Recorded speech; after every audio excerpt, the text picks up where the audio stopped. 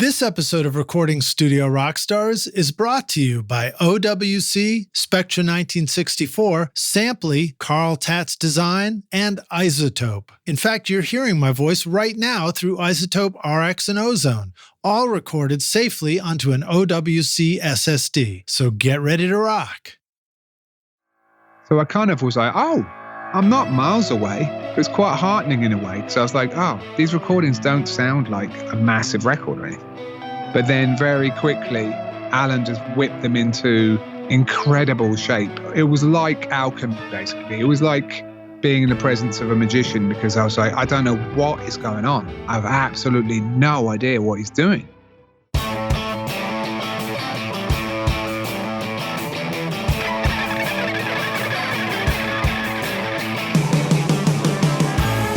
Welcome to Recording Studio Rockstars.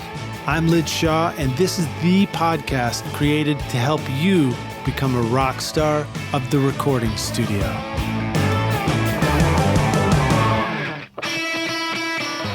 If you are rocking a Mac Mini M1 in your studio, then you should definitely check out the new OWC Mini Stack STX Thunderbolt 4 certified storage and hub expansion solution. It's the perfect size to seamlessly stack with the Mac Mini and add storage and connectivity over Thunderbolt or USB. Whether you have the new or old Mac Mini, nothing stacks up in your studio quite like OWC. Find the new Mini Stack STX and all your storage needs at macsales.com/rockstars.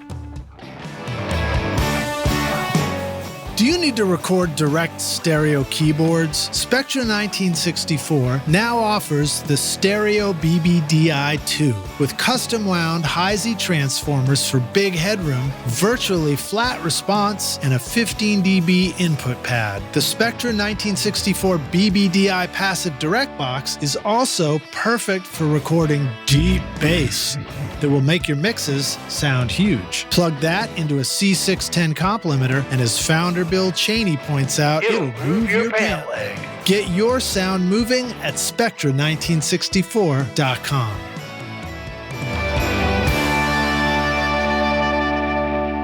Hey Rockstars, it's your host Lid Shaw, and welcome back to Recording Studio Rockstars, bringing you into the studio to learn from recording professionals so that you can make your best record ever and be a rock star of the studio yourself. My guest today is Jamie Lidderdale, a Grammy-nominated, self-described soul scientist who has been making all manner of noise since he was a teenager. His earliest outpourings were purest of techno until rather unexpectedly his voice emerged and he discovered a live looping style that led him around the world as a solo act, opening up as a one-man show for Beck, Bjork and James Brown, to name a few. He's had several bands to play later albums and also opened for artists like Prince, Elton John, and many more. As he says, there was a whole lot of touring, much opening, much headlining, much of muchness, really. Somewhat of a rambling man, he's jumped all over the place from Brighton to Berlin to New York to his current castle dwelling in Nashville, Tennessee, right here. And for the hunters and those who like to dig deep in the record stacks, there's plenty of music to be discovered, whether it's from his first 9 EPs with Subhead to 2 records as Super Collider with badass weirdo Cristian Vogel, to the rare work he has pushed out as George Lister, to a slew of solo Lidellian activity, or Lidellian activity. And there's now his rather entertaining podcast, of course. So the podcast that he's doing now is very cool. I highly recommend you check it out, Rockstars. It's called Hanging Out with Audiophiles, although, as Jamie points out, it has nothing really to do with hi-fi. No. Yeah, right. The fun began in 2017, has already featured some of the very best artists and producers in the business, actually some of whom you'll find on our show as well. But others like Mark Ronson, Fortet, Susan Rogers, Imogen Heap, and many more. And his YouTubing is starting to show signs of growth as well. So in case you were wondering, the Sonic adventures continue. No one ever really knows what's next with Jamie. Thank you so much to Anders over at Atom Audio for making our introduction. I'm embarrassed to say, and excited to say, I'm just discovering Jamie's work right now, and it really has blown me away. So please welcome Jamie Lidderdale, a.k.a. Jamie Liddell, to Recording Studio Rockstars. Jamie, are you ready to rock, dude? By all means, as we say in England. Nice, man. But actually, I've heard what that do you here say as when you're well. in Nashville, though? Do you say by all means as well? I do. I mean, I think by all means works. There are a few things that clearly don't work, but I think by all means, that's international. Yeah. Well, now you've been in Somehow. Nashville for a minute, though, right? Yeah. It's 10 years. 10 years? At least 10 years. Yeah, a bit more. Yeah. All right. Give us some of your favorites. What are some of the things that we say here in Nashville that you're like, oh, you guys do this? Well, one thing that's good that we share, in England, we have the same thing, the reckon. I reckon. Really? That's an interesting thing because we totally say that in England, and in some parts of America, it's not going to work. But here, you can drop a reckon in, and everyone knows what you're talking about.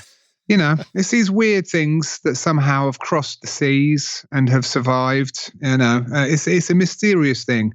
Now, I'm learning about it all the time. Whenever I sort of try to get involved with any kind of Southern accent, I quickly turn into some sort of foghorn, leghorn caricature. So, yeah, I'm not very subtle, and it's a much more subtle thing. The accents around here in this part of the South. So yeah, I mean, I'm still learning, man. Yeah, well, you gotta learn to speak. I'm quite a hermit. Speak Nashville, man. I remember when I moved here, I've been here for a little bit, and I left a message on my brother's voicemail up in Brooklyn, where he lives now. Yeah. He was making fun of me later. I'm like, what are you talking, dude? I was like, dude, I don't have a Southern accent. Come on, man. What are you talking about? But yeah, it doesn't take long. Creeps in. Now, I went back to England a while back, and I got in a cab, and I was like, oh yeah, I'm just going over to Shoreditch, wherever. He goes, oh yeah, where are you from? And I was like, well, I'm English. He goes, nah, no way. And I was like, well, no, I'm English. He goes, no, there's absolutely no way. And I was like, I had this discussion with him where he just was convinced I was like either Australian or like he just was not having it that I was English. And I was like, oh, it's been so long, man, because I lived in Berlin for 8 years. And now I've been in America for like about, over 10. I've been out of England for over 20 years. So it's a bit weird. My accent is some weird conglomerate, somehow lost in the Atlantic somewhere. The Atlantic crossing has kind of rendered me in a kind of no man's land of vocals. Yeah. Were you in Berlin just prior to Nashville? New York after that, but yeah, pretty much, yeah. Did you ever spend any time over at Hansa Studio in Berlin? I never went to Hansa. No, never went. I wasn't that fancy. No, that's a bit fancy. Well, then we won't talk about it too much then. Yeah, I did know. Yeah, mate. Hey, yeah. Well, what about fancy studios? You've I don't know where we should begin. You've done a ton of stuff, man, and it's great. So let me preface this again, Rockstars. Jamie's music is just fucking awesome. So please go check it out for sure. But you must have been in some pretty fancy studios. Do you have any fancy studio stories you want to share? Sure. Yeah. I mean, I've been to some fancy ones. I guess the first fancy one was in Paris, the Studio Fairbear, which is where I did a lot of my 2005 record, Multiply, 2008, Jim. That's a nice place. Serge Gainsbourg, like a lot of legends passed through there. Really, really swish place, both for, recording and mixing. Just like fancy gear or like expensive, woodwork, or like what makes a studio feel fancy? Yeah, I mean, that's a good question. I mean, was there anything cool about the sonic design of the space that kind of knocked you out? Yeah, it was funny. But I think in those days, I was definitely not that concerned or aware of that in a way. But it was obvious that the recordings came out sounding really great. You know what I mean? I guess now I would nerd out a lot more about all of that stuff. I mean, if my first real studio experience actually was when I went to the church, which is now, of course, owned by Paul Epworth, but previously as David Gray and also Dave Stewart from the Eurythmics. Now, when Dave Stewart from the Eurythmics was, in control of the place, I actually went when I was about 16 to see Alan Moulder mix the band Curve. Cool. Yeah, and I had no idea really about any of it. I didn't, because there was just like, there was a kid in my school, Ben Moulder, And he was like, oh yeah, Jamie, you're into music and stuff. Like my uncle, like Alan Mulder. I was like, yeah, whatever. And he goes, well, why don't you go and see him mix something? I was like, okay, cool. And I had already had a small setup at this point. Like I'd got like a sampler and a keyboard and a 4-track and, an Atari ST or whatever. I was making crappy rave stuff at home. And that was the first time I'd seen a big SSL, and just a real master at work. And I was like, okay, there's a lot going on here that I have no idea about. Did you point out where you're like, I think, is that distorted? Well, I must admit, when he first put on the tape of the Curve session, it did sound pretty like a bedroom recording and not that fancy. So I kind of was like, oh, I'm not miles away. You know what I mean? It was quite heartening in a way, because I was like, oh, these recordings don't sound like a massive record or anything. Yeah. But then very quickly, Alan just whipped them into incredible shape. Like it was like alchemy, basically. It was like being in the presence of a magician, because I was like, I don't know what is going on. I have absolutely no idea what he's doing, So yeah, that was the sort of first time. And that was fancy just insofar as, it was back in the days of big recall sheets and loads of outboard AMSs aplenty. And like, it was kind of a beautiful setup in there. And that's kind of hilarious that you were 16 at that point. I mean, I didn't know anything about music at 16. I know. I hadn't even picked up a guitar yet for another 2 years.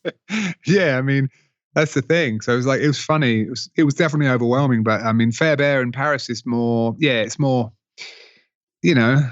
there's a few rooms. It was like actually when we did mixing, Multiply, it was like an Elmhurst style. It was like on a VR, which is not a lot of people's favorite console, but it hasn't hurt Tom Elmhurst, and it hasn't hurt like the mixing there either. But he just had so much crazy good outboard. He'd always wheel in all kinds of new, like cheap and like cheerful delays and stuff, because he's like, this one, it has the character on the mid range, and it's like it's like it was the SDE, like the Edge Korg delay and all that. He just had all of these really nice, like the AMS modulator, which is quite a rare one, and just all that kind of stuff, and just wheel it in, Dimension D, bunch of cool Pultex, bunch of just loads of outboard processing that just made the tracks so fun. Do you sometimes awesome. Record over at Blackbird? I have done stuff there. Yeah, I will work with Eddie Spear doing a full band thing for the label Laukabop, which just put out the new Floating Points Pharoah Sanders record. They've put out a lot of incredible music. David Byrne's label.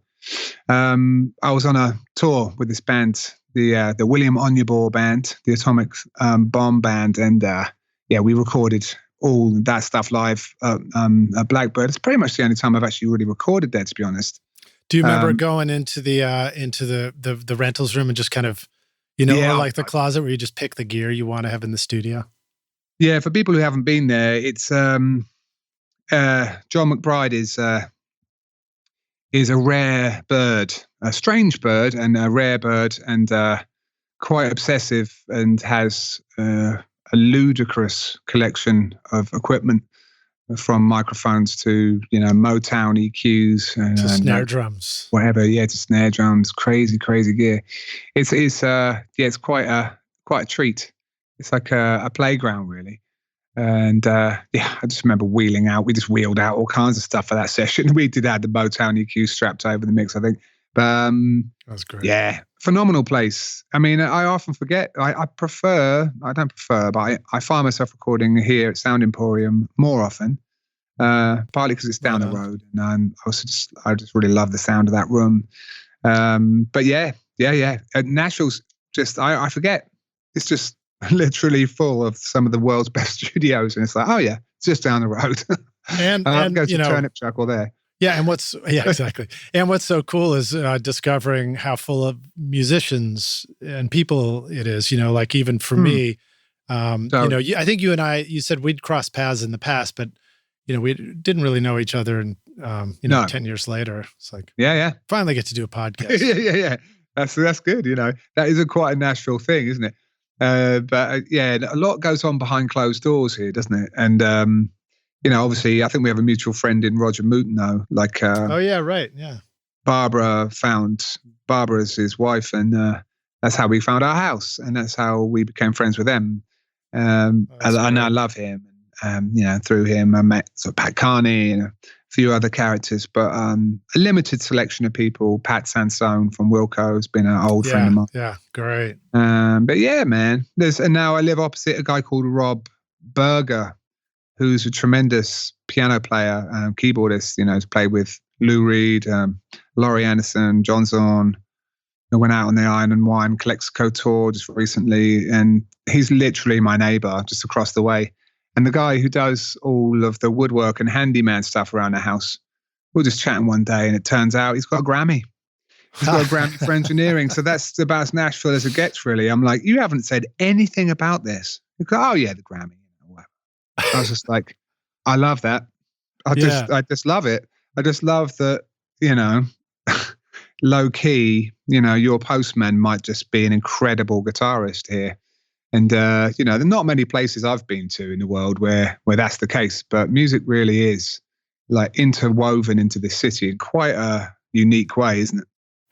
Before your band hits the studio, it's smart to have all the songs and notes in one place. But setting up a shared cloud folder can be frustrating. There's always somebody in the band who can't seem to log in or wants to use a different platform. Not so with Samply. It's easy to add collaborators to a project so the whole band can upload new songs and make comments before the session. Just upload your voice memo or mix and start collaborating. Sign up for your free account with 2 projects now at samplyaudio.com or use the coupon code RSR20 to get 20% off the first 3 months. With so many game-changing iZotope plugins to choose from, deciding which one to buy next could be a bit of a challenge. But did you know that now you can have all their plugins through iZotope's affordable subscription bundle, Music Production Suite Pro, for only $19.99 per month? Get your Rockstar extended 30-day free trial subscription now at iZotope.com/rockstars and use the code ROCK10 to get 10% off any individual plugin purchase.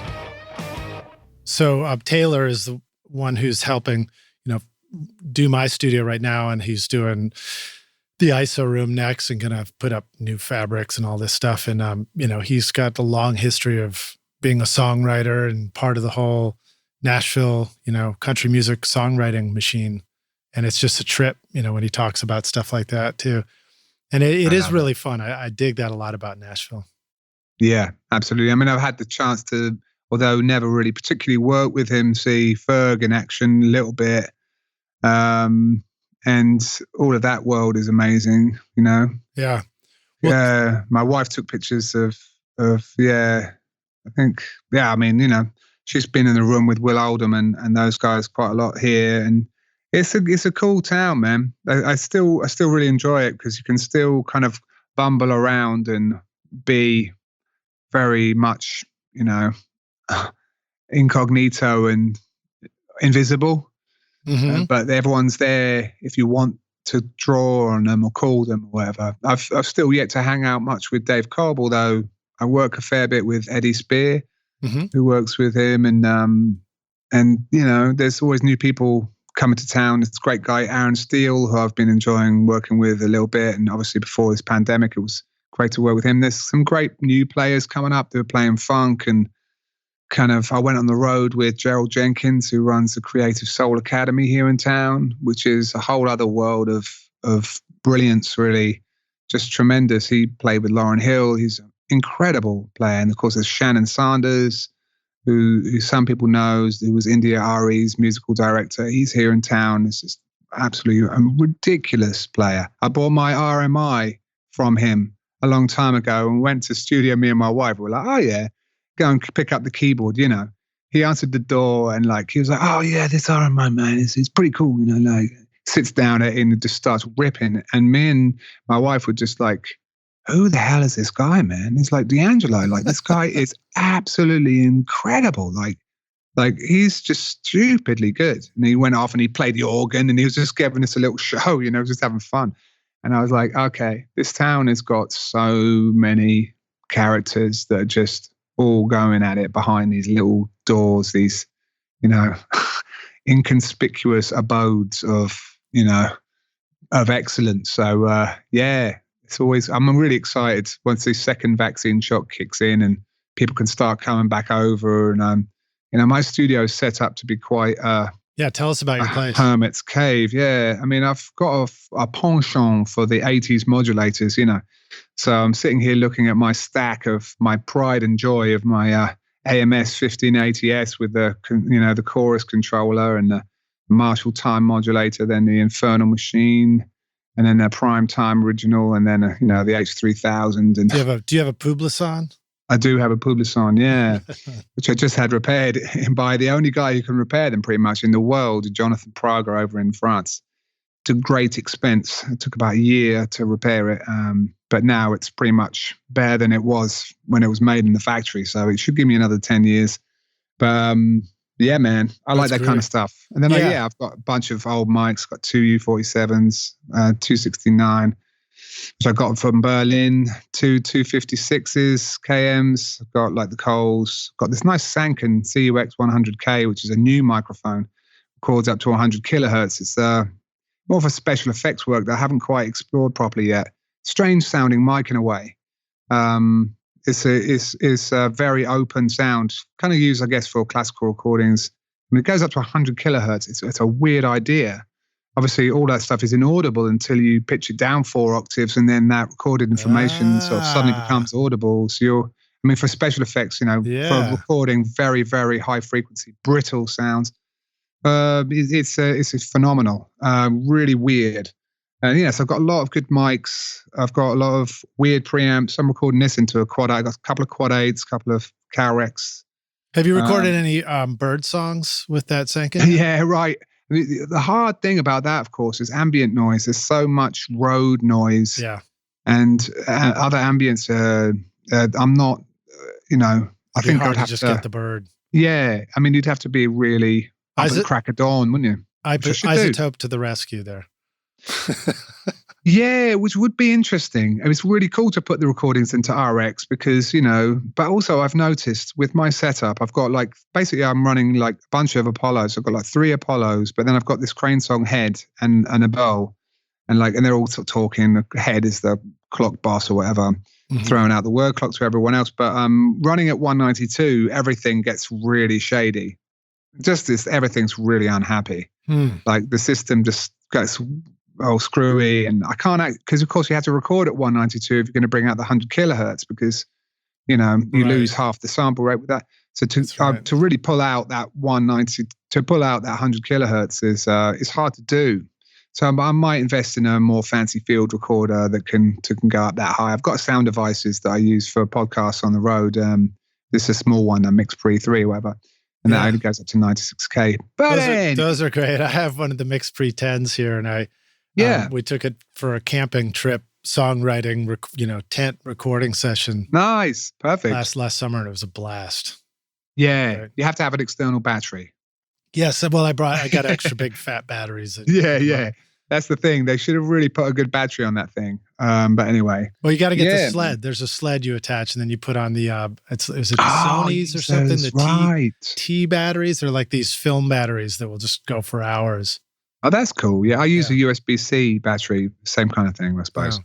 But yeah, man. Well, now what about monitors in your studio? I've been through a lot. Yeah, I've actually got 3 at the moment. I've got ATC 45s, NS10s with a sub, and I've got this Fathom sub, a fancy old sub, and then I've been through 2 kinds of barefoots, 27s, 26s.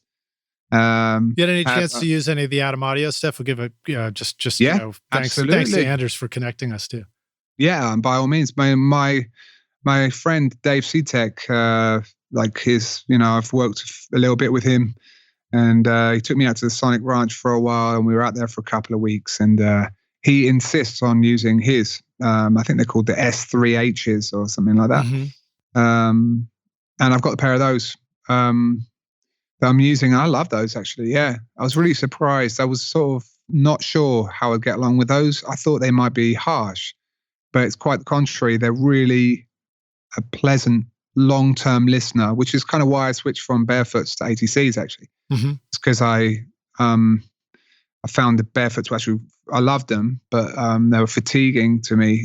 So yeah, the Adams also really, really nice. Super detailed, but quite soft. Yeah. I love that. Yeah. Yeah, they're great. Do you do a lot of loud listening? Because I know your music has got so much groove and pocket to it.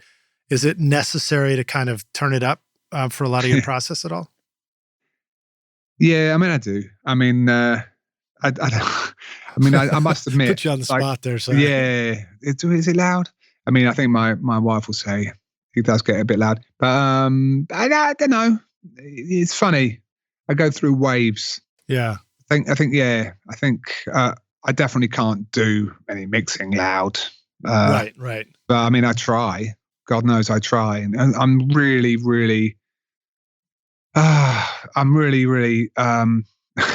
mix phobic, I suppose. I can mix and I have to mix, but I'm a great mixer, I'll be honest. Well, dude, you're so creative with the music you make. I imagine that mixing must feel like taking a rocket ship and slowing it down to the speed of a crawl sometimes, Yeah. In terms of just making decisions and stuff like that. And like, I mean, even me listening to your stuff and the way that there's all this variation in there musically, it's like you could say that a lot of what you do is sort of like loop based, but when I listen to it, it's not really loop based, because it's like everything's changing up all the time. Right. Yeah. No, that's right. I mean, and of course, how working with loops is tremendous when you're mixing because you can create such solid bedrock in a way. Mm-hmm. I've often, to my detriment, I suppose, liked that variation, and with that variation comes a lack of predictability. And sometimes for a rhythm section, it's really good to have, something that's sort of not changing, right? Something you can kind of lean into. So, I mean, I interviewed, I'm sure you've probably interviewed him as well, Spike Stent. But, not yet. No, we're waiting for I'm waiting for you to send an email between me and Spike, and then we'll do it. Sure, man. Yeah, I mean, Spike, it was cool to hear him. First of all, it was one of the funniest interviews when I actually did the sort of technical part of interviewing him, because I gave him, as I tend to, just hand someone a 58, and it's a bit aggressive actually handing someone a 58 to hold for the interview. Yeah. I don't know if you do that, but it's quite weighty, and it's a bit of, I like the sound and everything. But anyway, I gave him the 58 and he just sort of basically put it on his knee. He just, I was like, Spike, you know what that's going to do. But somehow I just wouldn't say anything, and I was just sort of laughing inside going, oh, this is going to be so weird to edit and everything. It was one of the craziest bits of audio to try to make sound coherent. I suppose there's that kind of tying between coherence and mixing, but also he was saying in the interview that, once you've got that low end correct, you can do all kinds of harshness in the mids, but only once you've got the lows to support it. Yeah. It was such a simple thing to say. And I was like, I'll always remember that, because it's like I have such a battle with the mids, and I always want to tame them basically because I don't like them. Yeah. So like I end up sort of pulling them all back, and then I hear the mix on other systems and it all just feels scooped and just thin, and I'm like, oh, what the hell? And I've never been able to do low mids correctly. I always get rid of those too. And like, because I think early on in mixing, everyone's like, oh, get rid of 300, get rid of that nasty 300. So you do. And it's like, actually, no, that 300 it's a real magic range and you have to have it. So it's like, I think so many of these kind of mix musts and all of those things lead you down really bad roads often. I remember interviewing, Fortet very recently, and he was like, back in the early days when he used to do stuff, he just said, I never used to put a high pass filter or anything on anything. I just used to leave everything the way I sampled it and just like smash it all together. And sometimes the mixes would just come out sounding really good. There you go. And I was like, yeah, I mean, it makes sense. Sometimes you think you need to clean everything. Sometimes that can be really the right path. Other times you can remove so much of the character that way. And, so it's just, these hard and fast rules are really dangerous. And I think you've just got to I don't know. Well, you just got to know what Try the it. options are, so you can. Right. It doesn't mean it's a rule, or it's a rule, so it's the first thing you should break. Yeah. You know. Probably, yeah. So tell us about your podcast, Hanging Out with Audiophiles. You've been interviewing a lot of great people. What are some favorite guest moments you remember, and any other things where you feel like biggest things you've learned from doing your show? Well, yeah. Oh, yeah. I mean, I've been doing the show about 3 and a bit years. It was really my wife's idea because she's like, "You love talking." I mean, that's really not how her voice sounds at all. I know what she means. It was like I was trying to find something new to do. I think she was like, "Why don't you just do a podcast?" And I was like, "Oh, I can't do that. I didn't like the sound of my own talking voice. It wasn't just that, but it was just like that's for podcasters. Yeah, no, exactly. I was just like, but I had a lot of reasons why I shouldn't do it. And then eventually I got into it. Actually, my first guest was Pat Carney. So that's always a special one for me because he was the first guest and super nice to interview, very, easygoing. And I didn't really know what I was trying to get out of the show. And I think in the beginning, I was thinking, I want to know about the way that people make stuff, very technical stuff, exactly how they do everything. And I quickly learned that was really dry material. Even for me, who's a big tech nerd and I love to know all that stuff, I actually quickly tired of that. And I've tried to, just talk about life and music and not have a plan and just see where a conversation leads. But yeah, I really enjoyed interviewing. Oh man, all the interviews I've had a great time doing. I totally threw you on the spot. Like if you asked me to remember all Wendy. the guests, I'd just be like, the good ones. Oh, yes, right. It was a big treat for me to get Wendy Melvoin because cool. And I see a recent one was Damian Taylor. Of course, this will be out later than that one, but he was on our podcast recently as well. Yeah, he's fantastic. Yeah. No, Wendy Melvoin is obviously, I was such a Prince fan. And as you mentioned earlier, I opened for Prince and met Prince with Quincy Jones, met Quincy a couple of times. And the Prince story was a bit, that was an awkward one. But Wendy's only ever been just tremendous. I met her with Lisa once. So yeah, I really, I was right there with the two of them. But yeah, Wendy that was a really emotional one because I think I really didn't want to mention Prince. I didn't want to just go in there like, anyway, about Prince, I was just like, I wanted to really get to know her and she just was such an open book and we had pretty deep chats and really connected and she really bigged me up saying how much she loved my show and I was just really flattered and it was really like a kind of an emotional event. And then in the end, I did start talking about Prince and it was just so fun because she was so enthusiastic and so genuine about it all.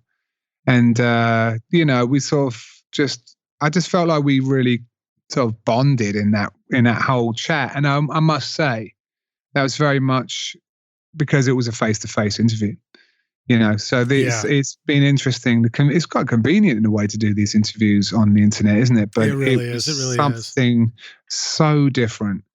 Being in her studio, we sat on the floor. I remember we just sat on the carpet, the two of us. And it was just sort of, I don't know, it was just a magic thing. Did she ask Spike Stent to hold the mic for her? Thankfully, no. But yeah, she was very diligent. Actually, no, that was actually something that did happen with her on a technical level. I gave her a Telefunken M50, good microphone, terrible handling noise. And I should have known better. Like it's a really bad podcast mic. And I had her just like her hand was like the whole time. Oh, yeah. It was just like, note to self, what were you doing? Yeah. Anyway, I was nervous and I was just like, I gave her that mic flailing around, whatever. But well, I'll give you another tip. The Apple had earbuds, like the dangly one with the mic built in. That's one to watch out for because in most online interviews, the other person doesn't like. I don't hear my own voice in my headphones right now as we're using Skype to do this. And if you have those Apple things, the mic will brush up against your shirt or scrape on your beard, and you won't even know, but it's just terrible sounding. Oh, the last one I did with Atom Heart, tremendous musician. Uwe Schmidt. It was really, really hard work. I actually had to enlist the help of my good friend Jake Aaron, who's we've worked together a lot. He's amazing, but I had to get him to do the audio because I just couldn't face it. But unfortunately, Uwe had left his speakers on, little bit, and wow, it was really, really hard work.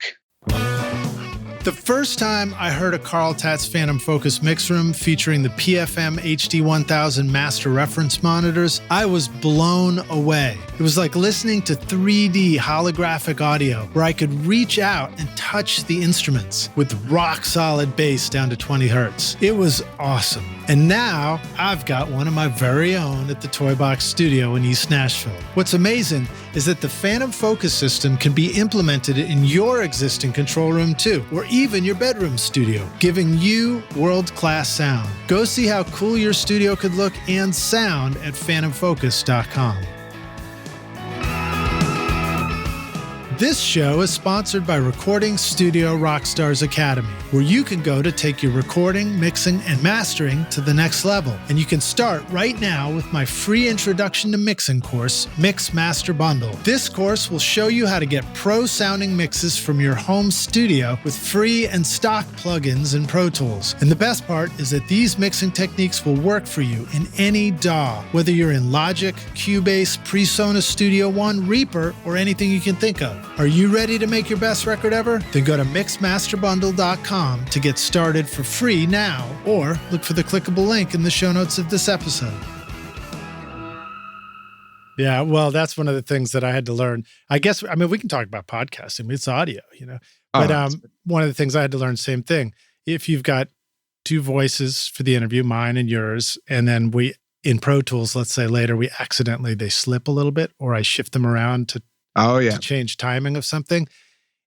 The my voice might be leaking in through your mic a tiny bit, or vice versa, and it gets amplified. And next thing you know, you have like this Led Zeppelin style pre-delay on voices, and it'll really mess you up. Totally. And you're trying to sync like a Skype audio with a real audio that someone sends.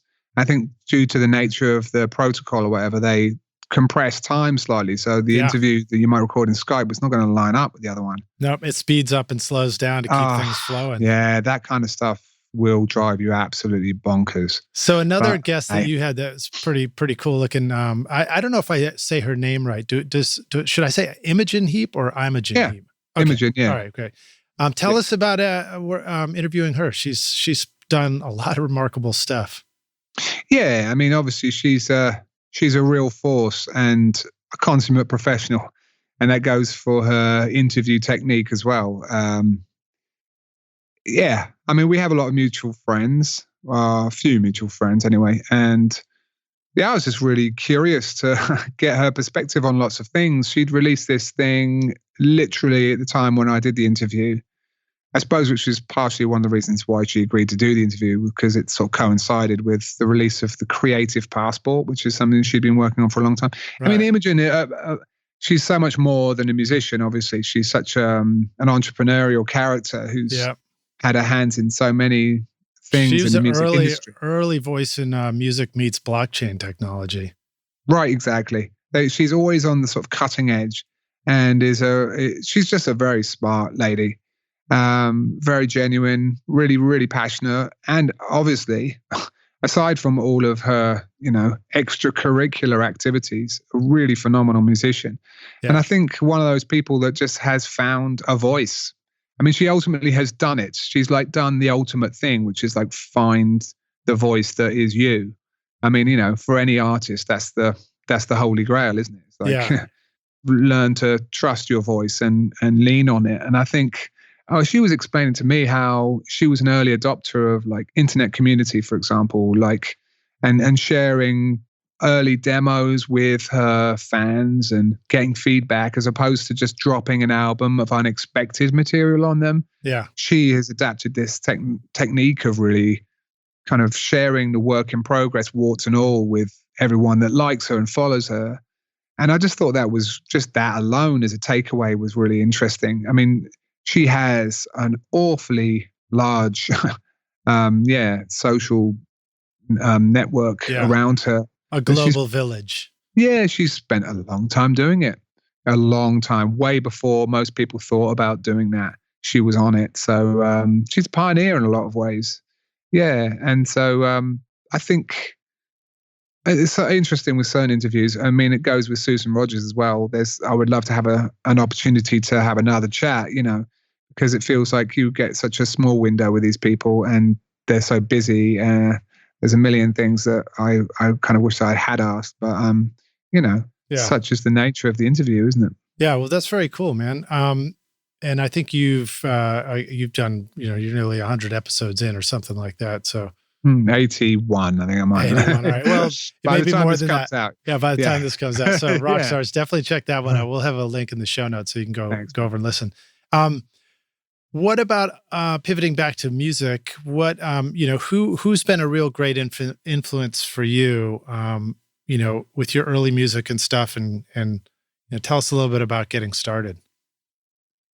Yeah, I mean, like I said, I got basically my gran gave me 2,000 English pounds when I was about 16. I know some kind of inheritance or whatever, and I remember thinking £2,000.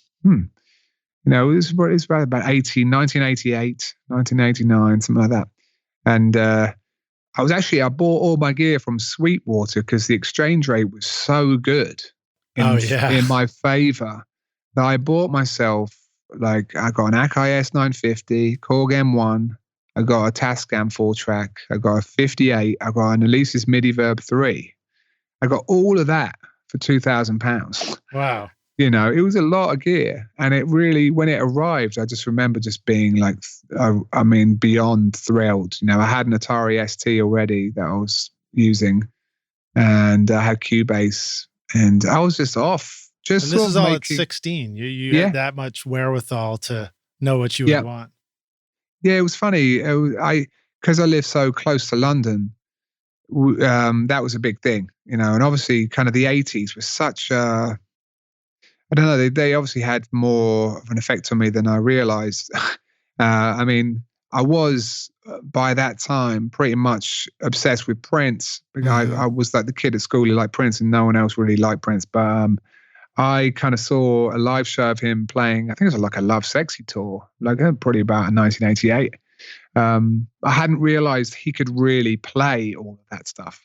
He was that good. He could actually really do it all. Yeah. So I heard the records and was like, this is pretty crazy. But also it was a mixed thing because my sister was so into Prince, and I had to hate everything she liked, sort of, because there's a lot of sibling rivalry between the two of us. We never got along really. So it took me that long, but I'd been aware of his music and knew it all. From about 85 onwards, because I guess once Purple Rain came over to the UK, it was pretty much everywhere. Right. It's such a phenomenal thing. And obviously, I was aware of a lot of other music before, but it took Prince for me to have sort of kind of an idol in a way, for someone to just me to go, this is it, So I just was really obsessed with that. But then kind of relatively soon after that, rave culture kind of really took hold of my sort of world of obsession. And about when I was about 17, I started to get these rave tapes and got really into trying to make what we would call hardcore, which is not rock, but it was, break beats and all sped up and crazy rave music basically. And I actually played a show when I was 17 years old with the Prodigy, which is kind of an amazing thing. My first ever gig playing solo with that gear was with Prodigy. Wow. At Peterborough Ice Rink, which is a very unlikely location. But anyway, there was a kind of guy in my area, my neighborhood, that was caught wind that I had a sampler and everything. Small village. And And he was like, yeah, I'm organizing parties and doing all this stuff. It's a very shady business. And I can't really remember the details of it. But needless to say, I ended up on this gig with my crappy setup. It wasn't crappy, but I was making crappy stuff with it.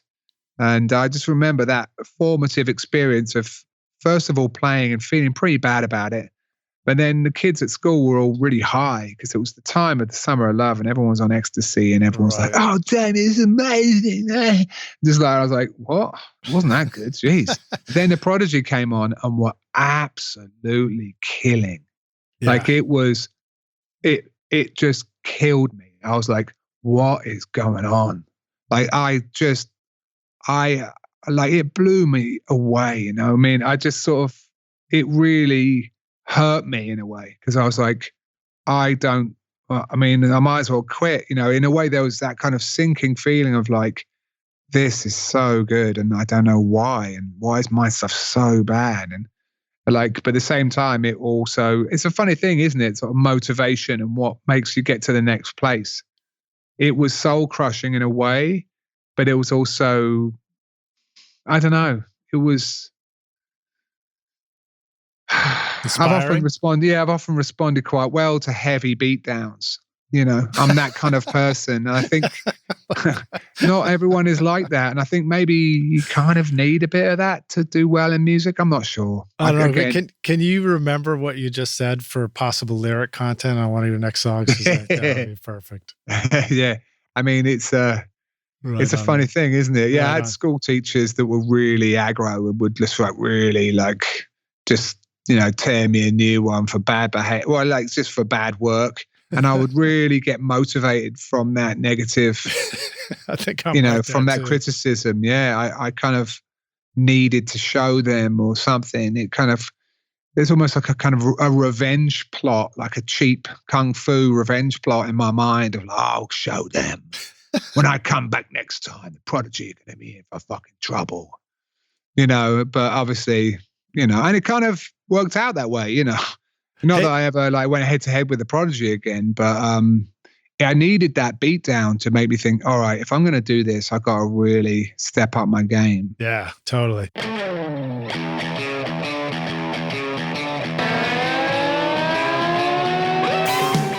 Look, I love using iZotope plugins for my music and podcast productions. In fact, you're hearing Ozone and RX on my voice in this podcast episode. And now you can get access to all the iZotope plugins through the subscription bundle. For only $19.99 per month, Music Production Suite Pro is designed for the serious recording, mixing, and mastering engineer, putting the finishing touches on music, film, and podcasts with fully pro versions of Ozone, RX, Neutron, Nectar, Neoverb, Tonal Balance Control, Visual Mixer, and more, including free plugin updates. And just for you rock stars, get an extended 30-day free trial subscription at iZotope.com/rockstars and use the code ROCK10 to get 10% off any individual plugin purchase. Coupon not valid for subscription.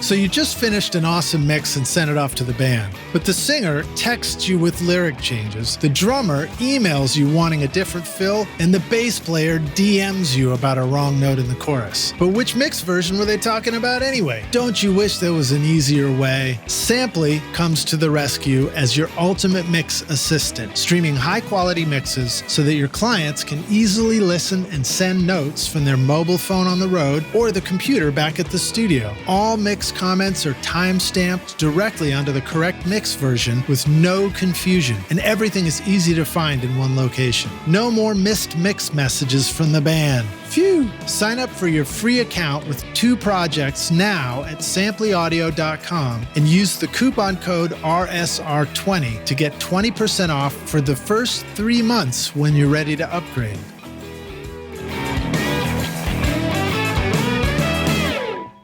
Hey, rock stars, we're back now for the jam session. My guest today is Jamie Lidderdale, a.k.a. Jimmy Liddell, joining us from kind of right here in Nashville, right across town, even though we're using the magic of internet. So you ready to jam? Oh, of course. All right, man. All right. Yeah, so you know what? We'll pivot back for just a sec. You were mentioning that you really did good coffee. And Yeah, I think maybe I need to up my game here at the studio. But where do you like to get coffee beans from San Francisco? I think you said. Oh yeah, I like this place, 4 Barrel, and I've actually got a double subscription because now my wife is back on drinking coffee. For a while, it was just me, so I'd get a bag sent every couple of weeks, and that usually used to do me. But now she's on the coffee train as well. I've got a double subscription, so one subscription is from 4 Barrel, and then the other one is going to be from Sight Glass. Nice. So yeah, those are my two. That's a thing for everybody, for all the rock stars, for sure. I mean, making sure you've got ample coffee supply in your studio if you're going to drink it is definitely a smart move. Yeah, I mean, you probably need some swag. I mean, I must say, here in Nashville, Sump is very good. Oh, I haven't been there yet. Sump. Yeah, Sump is probably the best. They have a phenomenal machine. They have an amazing machine. Nice, even better than the Slayers and stuff. Maybe you're going to have to do a coffee podcast. Yeah, exactly. Yeah. Yeah, absolutely. No. Yeah. So that's sort of funny because it reminds me of another friend of mine who is a real wine aficionado. And, right. And when I have a guest on the show and sometimes it clicks with me, I'm like, oh, I should reach out and get a question for them from so-and-so. And this particular so-and-so is a buddy of mine who used to be a roommate down in Murfreesboro many years ago. And his name is Matt Mahaffey.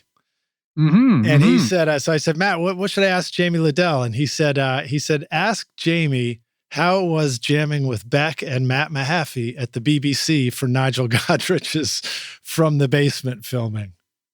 Yeah, funny you mentioned that. I was just thinking about that when I was taking this break. I was like, I hope we get to chat about that. Yeah, man, what a trip that was. Basically, I opened up for Beck in 2006 for quite a few shows. And it was the night before I arrived in London. I'd been playing at the Bumbershoot Festival. First of all, something happened there that has never happened before and probably won't ever happen again. I set the PA on fire. Wow. It's not law. It really happened. I don't know why. It just was maybe coincidence, but sure enough, as I finished my set, I looked up and the bloody line array was on fire. Wow. So there was that. And then I got whisked off from that gig to the airport and went straight from the airport to Maida Vale. So it was a real red-eye beast. And I was I mean, it's amazing to think I used to do that kind of shit. Yeah. I'll definitely say no to that now, even though the gig was so good. And I was like, wow, I get to work with Nigel. This is crazy. Now with Beck and and those guys. Yeah. So fun. Yeah. You can still find those live clips on the interwebs. And Nigel I was just like, that was one of those things where I was like, how's Nigel making my 58 sound this good? Yeah. So what was it? So you guys were in, wasn't the basement, was it, where was the studio? Yeah. Maida Vale. Okay. Yeah. Yeah. And like describe it a little bit more, if we, like what was the studio like? How'd you guys set up? Who was there kind of thing? Yeah. Well, obviously Beck and his entire entourage were there, which was always a trip. And, yeah, it was great hanging with those guys. There was always something going on, some kind of, it was an amazing cast of characters that he had in his band always. Yeah. Did you guys play were you playing one of Beck's tunes? Were you playing one of your tunes? What were you guys up to? Well, I actually just played my own stuff on that show.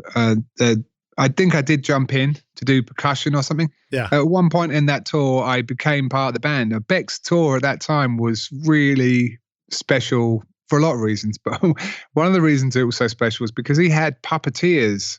And there were some of the puppeteers that did Team America. He had like these incredible world-class puppeteers with him on tour. Nice. And what they'd done is they had the entire band again on stage at the back of the stage as puppets. And rather than project the band on the sort of the Megatrons, they projected the puppet version of the band. That's great. So, and they had like these motorized cameras. They had like a whole setup for the puppets, So at one point, like I came on board, they did this sort of set piece where Beck would be at the front with his acoustic guitar and the entire band would actually be sitting around like a banquet table and one of the guys would come out and serve like drinks, and it was like a pseudo little banquet going on, but like all of us were playing the table, making percussion for him to play his guitar along to. That's great.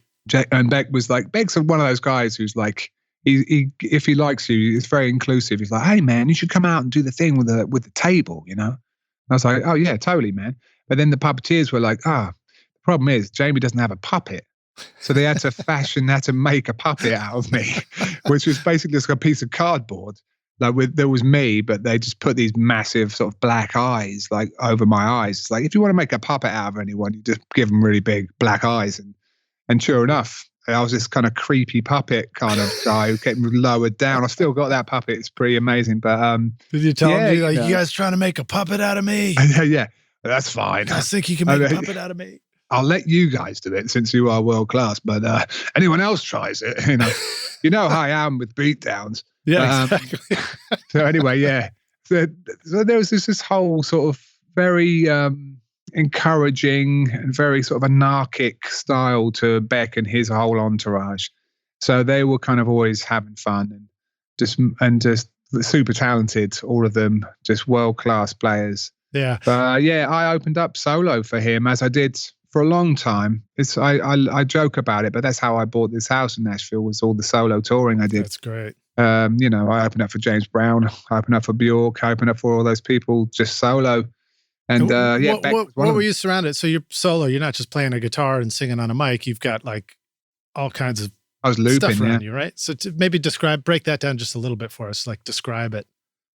Yeah, I mean, basically what happened to me was I'd been making electronic music in the UK and did some with my friend Cristian Vogel, who's really a phenomenal electronic musician and producer, like one of the very best. And he taught me a lot of stuff, but he also kind of showed me that my forte was not going to be playing electronic music live, because I saw how that could be done.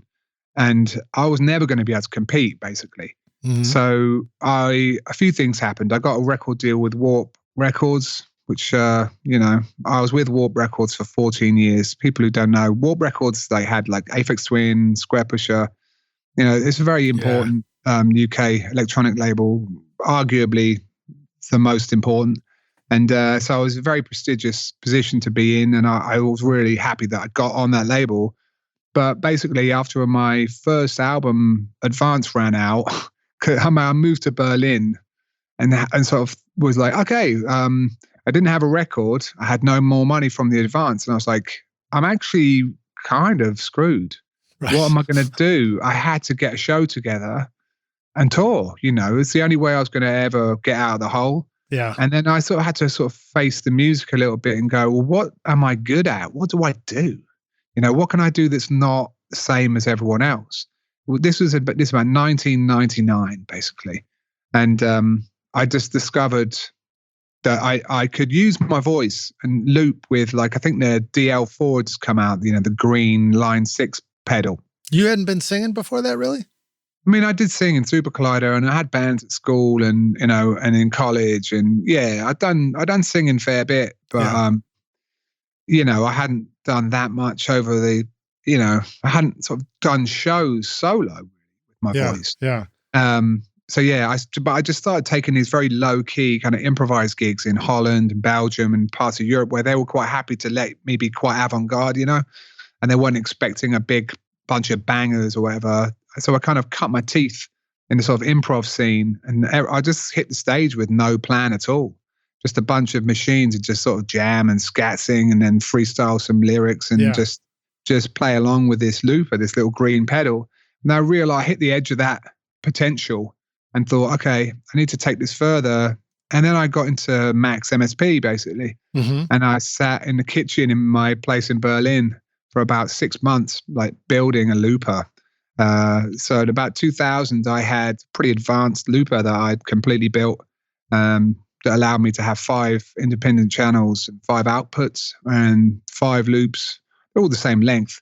But it was just great to have them on the console, and then I would apply like a Neutron octave shift and to my voice so I could get lower. And I really developed a looping style, not to be too cocky, but pretty much ahead of anyone Right. I was sort of very, people like Beardy Man and all those guys that started to kind of come out and give me my props for that era, because it's very commonplace now. But back in 1999, there was no one doing that. Well, so for example, a guy who keeps popping up on my YouTube would be Mark Reddelay. Amazing. Yeah. Yeah. Amazing dude. But it's so funny when he shows his system. It's just like, oh, I just use the cheap, I just use what comes with the Logic and plug it through this thing. And, whereas pure talent. You had to hunker down in a mad laboratory for months. Build it, yeah.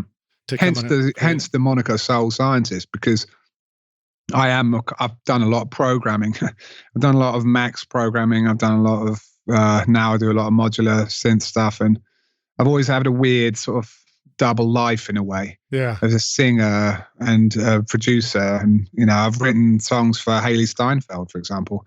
So I've done a lot of weird stuff.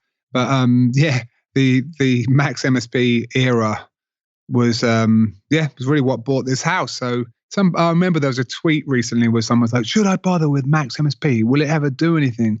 No, I sort of was like, well, I definitely bought my house with Max MSP. So I've got a lot of love and respect for it. Do you know what I mean? Yeah. It's a funny thing. How would you describe what Max MSP is, just for a introductory primer for the rock stars? Well, nowadays, of course, it's integrated into Ableton Live, because Ableton brought the company called Cycling 74, which developed the software a long time ago, in the late 90s, I believe. Is that the same one that did Soundflower, same company?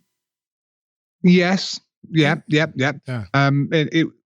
Basically, Max MSP is kind of like it's a programming language, but it's a little bit like programming for dummies in a way, because it's a graphical language. So you connect blocks together to create the desired result, and each block can be relatively complicated or not. It's a bit like Lego style programming, but it gets to be kind of like a modular synth in that everything needs to be cabled together. It's a bit like Reactor. Anyone who's used Reactor, similar kind of concept. It's basically like a modular style programming language, and it can get quite deep.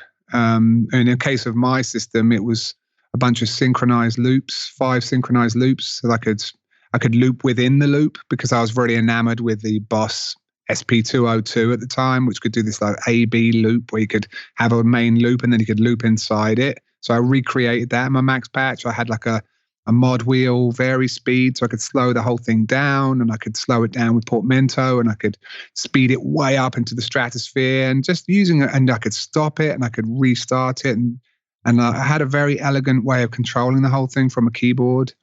It was basically what I learned a little bit from Cristian Vogel, was like, if you're going to interact with the machine, you need to sort of create a constant, something like in the case of the looper, I always use the same system. I didn't change it. So I actually started to develop a lot of muscle memory with it, just like you would any other instrument. Yep. And then I started to become fluent with it, where I didn't need to look at it anymore. I could really play and think and unmute tracks and mute tracks. And it was just very much part of the way I used to think about performing. So that's it. And it was quite risky. A lot of the times it went wrong. But I think it was really interesting. There's shows of me playing in the Royal Festival Hall in London. We toured with the London Sinfonietta and did these big gigs with a bunch of people, and everything kind of not everything went wrong, but I was fighting to make everything happen. But I think people were so encouraging when they could see that I was really doing this. Yeah, you know what I mean. Yeah. I was really making that music. I was really fighting for it. It was very real. And especially in those days, that kind of looping sensation was pretty fresh. Well, it's just like your your original Kung Fu movie experience with Bruce Lee. We loved it because we knew he was really making the moves. People know. I think I've tried to pull the wool over the audience's eyes a few times. Had a bit of like a sore throat, and thought, I'll give the audience 70% tonight. They'll never know. Oh, how quickly you learn that the minute you walk on stage with that bad attitude, the audience knows. Do you feel like that applies to the studio too? Do you feel like in your studio experience and working with other musicians that same mindset is what we need for recording sessions? It's interesting, recording sessions. Sometimes I wonder how such great music has been made in them, because, you know, well, I love watching, I mean, talking about in the basement, watching Radiohead in the basement is obviously phenomenal. Yeah. So just, it blows you away because you think, oh, this band really play and they make their music like this. This is how they do their records for real. Like they don't just like overdub a load of shit. They play. Mm-hmm. And that's why it feels so beautifully tight and beautifully, connected. So yeah, I mean, it's really hard to generalize. Yeah, that's all right. I mean, I do find. I mean, I produced the last Alan Stone record, and I tried something with him that kind of worked, just making everyone play on the floor with no headphones, and just get back to that old school way of just sort of like just listen and balance, and very Nashville in a way, isn't it? Do you remember, cool. One of the things that just popped up in my memory is somebody who I'd been really interested in a while ago, and then I forgot all about him, and I just found him again, was Moldover, who was putting together the Octomashers. Do you remember any of that? Did that ever cross your radar?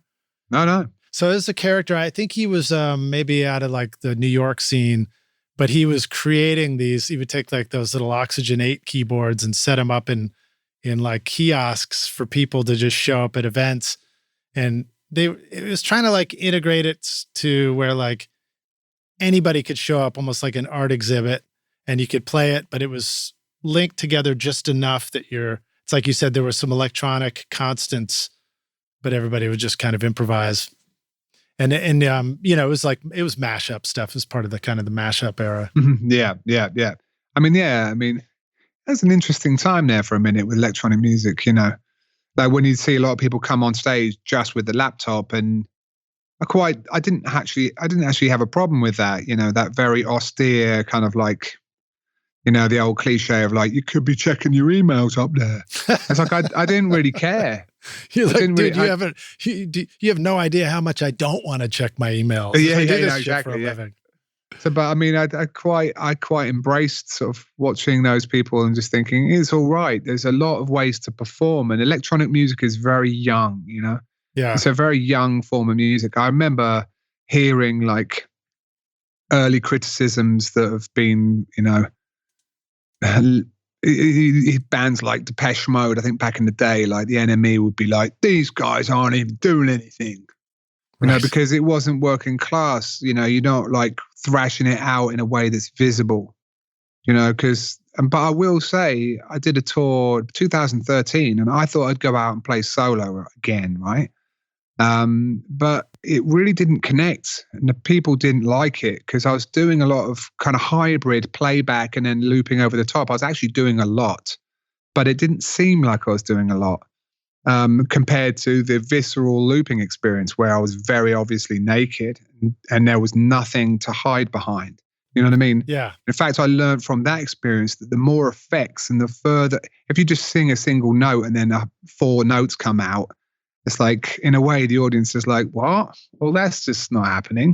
Do you know what I mean? Yeah. If it's too far, you burst the bubble and you're not working in the same way. And I get that. So there was always a line. Like, for example, for a while, I used to put I had foot controllers in my setup, so I wouldn't need to use my hands. And it just made it feel like I was not really doing it. Yeah. And then the audience didn't like it as much. Yeah. So like it was just it's an interesting connection between working and the reward for that. And I think as apes, it's pretty obvious for us to kind of reward a drummer because they're just an ape holding 2 pieces of wood banging stuff. And we know how to appreciate that and go, they're doing a good job banging something with sticks. Yeah. But with an electronic artist, what are they doing? And what are we applauding? What are we appreciating? Yeah. Do you know what I'm saying? Yeah. On a human level. So it's complicated. It's hard for electronic musicians. But it's part of the communication. I mean, music is communication between humans. So if you're up there performing, whatever it is you're communicating needs to connect to the listener so that they can understand that you guys are connecting, Well, I mean, I think my initial point was like, once I'd stopped that tour halfway and thought I'm going to have to reconfigure and bring on a drummer and a keyboard player. So I just had 2 extra people on stage with me. I wasn't solo anymore. And what a huge difference that made. Yep. Just having a drummer like bashing it out. I've seen stuff like that at Bonnaroo because I did the A-Bell studio for 15 years down there. So I'd see a lot of acts come through, and Bright Lights, was that the name of it? Yeah, one of the groups that came, and it was like DJ, but there was still a live drummer on stage, and it really helped. No, I mean it's such an interesting thing. I mean, I've one of the hardest things is to know how to present electronic music in a compelling way. I think that's still like a major, hurdle in a way. Yeah. And obviously, people go for a big light show. That tends to be the solution these days. Yeah, right. But anyway, do you remember the band Venus Hum here in Nashville? No. I think they might have come and gone just before your arrival here 10 years ago. But they were doing that. It was just like, it was a lot of analog synths and modular stuff and drum machines and a woman singing. And it was really cool what they were doing, And then like the guys also, probably a nod to the kind of the Prodigy area, was, they had the glasses with the flashlights on them. Oh yeah, that's Orbital. Orbital. Okay, yeah. Thank you. Yeah. Doing that whole thing, and back when it was sort of brand new. I shared a studio with those guys, Phil and Paul. I know those guys quite well. Yeah, cool. Really nice guys. The STX 100D from the Spectra 1964 custom shop is the big brother to the now famous STX 100, a fully discrete mic pre with dual transformer isolated Spectra 101 amplifiers. The STX 100D is exactly the same original circuit found in Stax, Ardent, Advision, A&M, and Record Plant recording consoles. The sonic performance is identical. Best of all, it will plug into a single space of your standard 500 lunchbox. And if you want to add the sound of the famous Spectra C610 complementer, then check out the new STX 600 modules, combining the STX 100 mic pre and C610 in a single 500 module. Now you can get that same incredible sound in your studio that worked for famous producers like Tom Dowd with the STX mic pre's BBDI and complementers. Go to Spectra1964.com or call 801-797-0642. OWC now brings you the Mini Stack STX, the world's first Thunderbolt 4 certified storage and hub expander, perfectly sized to seamlessly stack with the Mac Mini and the ideal storage and connectivity companion for Thunderbolt or USB-equipped computers and devices. With a universal SATA HDD SSD bay and NVMe M.2 PCIe SSD slot, you can expand your Mini's storage capacity to gigantic proportions. 3 Thunderbolt USB-C ports enable you to connect millions of Thunderbolt, USB, and future USB 4 drives, displays, AV mixers, cameras, and tablets, as well as desktop accessories like a keyboard, card reader, or mouse. Now the possibilities of how you can use your Mac Mini are limited only to your imagination. Find the new Mini Stack STX and all your storage needs at macsales.com/rockstars.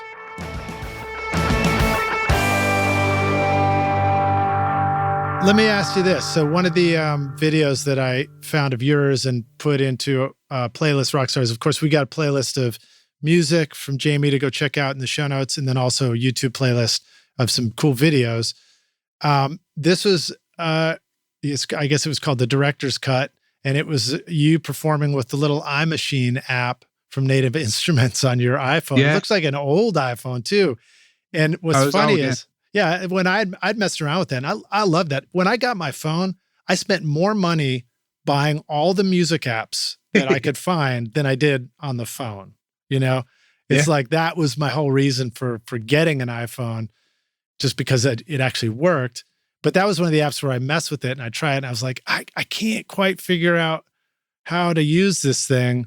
And then I watched your video, and it's just freaking amazing. So tell us about that if you want to tell the story behind that one. Well, I obviously, like I said, I lived in Berlin from about 2000 to 2008, and I've kind of known the Native Instruments guys a little bit. And at that time, Native were a young company, and so I've kind of been friendly with them to the point where the guy I used to hang out with a lot is now the CEO of the company. So it's a weird thing. I've been kind of connected with that whole company for a long time, and periodically we'll do stuff.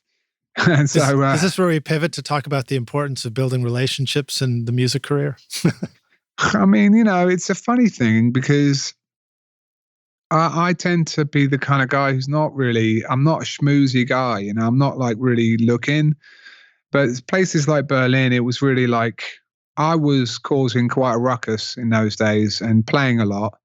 And I think this was on a lot of people's radar because I was just really hustling because I guess I was really into that, So it kind of happened quite organically that I kind of, and that's kind of the only way I've ever done it really. But I mean, possibly, arguably to my detriment because there are definitely ways, and I'm not the guy to speak to about that, I'm an artist. So I'm just kind of a bit of a weirdo. So I'm not really a people guy in that regard. But anyway, the native thing was just a natural kind of collaboration, really. They came out with this thing and they knew I did all the looping. So they're like, well, maybe you could do something with this. So I just came up with a little version of one of my songs on that machine. And it was definitely a tricky thing to pull off with that machine, but you could do it. You could kind of do a little bit of, performance on it. Well, it starts really out geared for that. Yeah, it starts out with this title comes up and just says everything here you're seeing was done in one take, one performance, no overdubs or anything like that. But I think that brings us sort of all the way forward to the era of Instagram where you pop it on, you watch somebody do something, you're like, holy shit, that kid just did that. I know. And part of that is understanding, maybe the behind the scenes is like you said with Max for Live, or Max DSP, which is, you got to do your homework. You got to prepare for it so that when you actually hit record, you pull this thing off, right? Yeah. I mean, in the case of a new piece of software like that, like the iMachine, it was very much just kind of like, what can you do with it? It's quite restrictive. So that's quite easy because, I've not really been afraid of technology. I think, again, working with Cristian Vogel, when we made the Super Collider albums, we were working with a piece of software that not many people have ever really heard of, Macromedia Deck 2. Whoa. And it was like a kind of a poor man's Pro Tools, basically. It had 8 tracks. We had like a Power PC knockoff because for a while there, you could get like a kind of a Hackintosh, but it wasn't It wasn't illegitimate. It was all right. So we had this crappy computer that would just crash all the time. We were using like a Korg 1212 sound card. The whole thing was just terrible, It just was held together with like shitty tape, and like the tools were bad. The tools were terrible. Spend most of your time waiting for the computer to start. Yeah. Oh no, man. And we had SCSI drives and all of that hell. And the kids don't know the struggle, man. The kids it's kind of like that, isn't it? Yeah. They're born nowadays. The first thing they get is a supercomputer loaded with like Ableton Live, which just has everything you need to make essentially a fully finished production. Then you just go over to Splice, download like incredible sounding shit, and just throw it in the timeline, and then you're competing on the highest level. Yeah. So it's definitely a weird one. But the iMachine thing was just a little bit of fun, really. That's but cool, what was cool about that was back in those days, for a hot minute here in Nashville, I had like a 13-foot long 56 channel SSL E series in my house.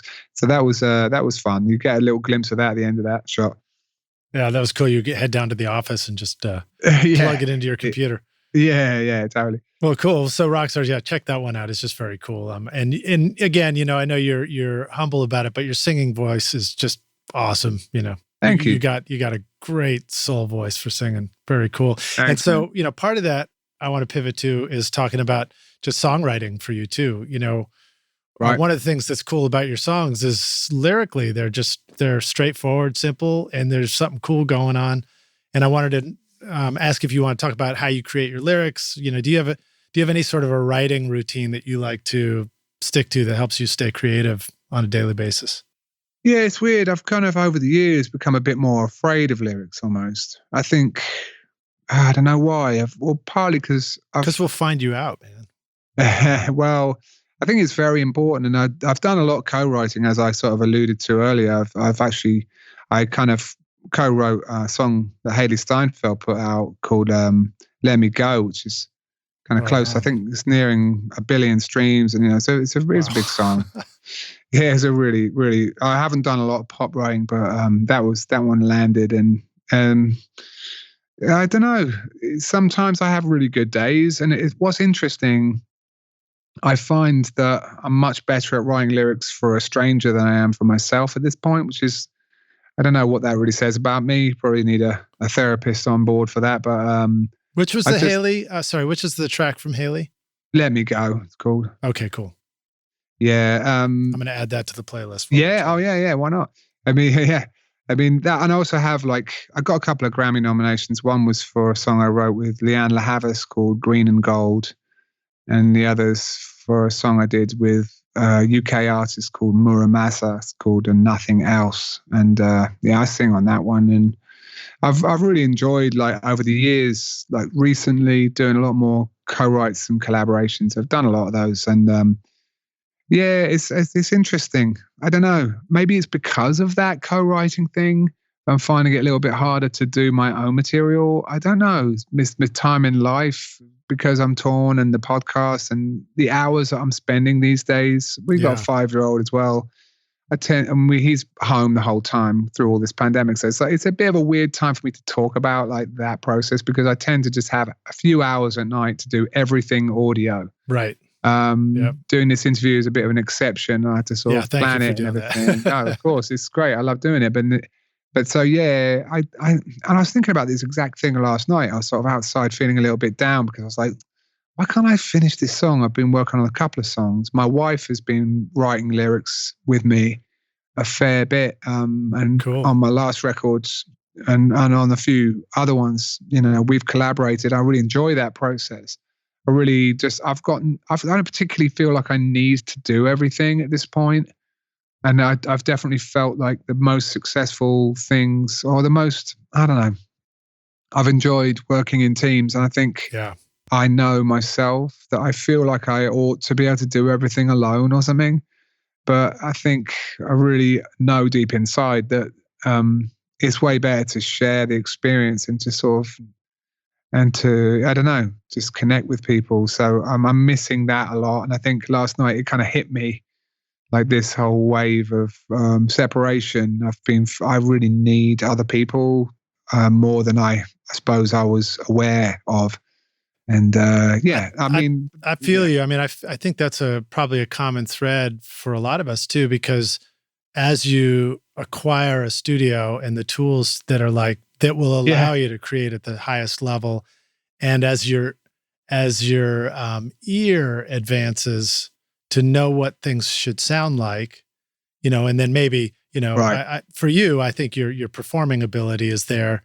For me, I'm probably, some things I can perform pretty well. Other things I'm like, dude, you need to rehearse a lot more to get any good at that.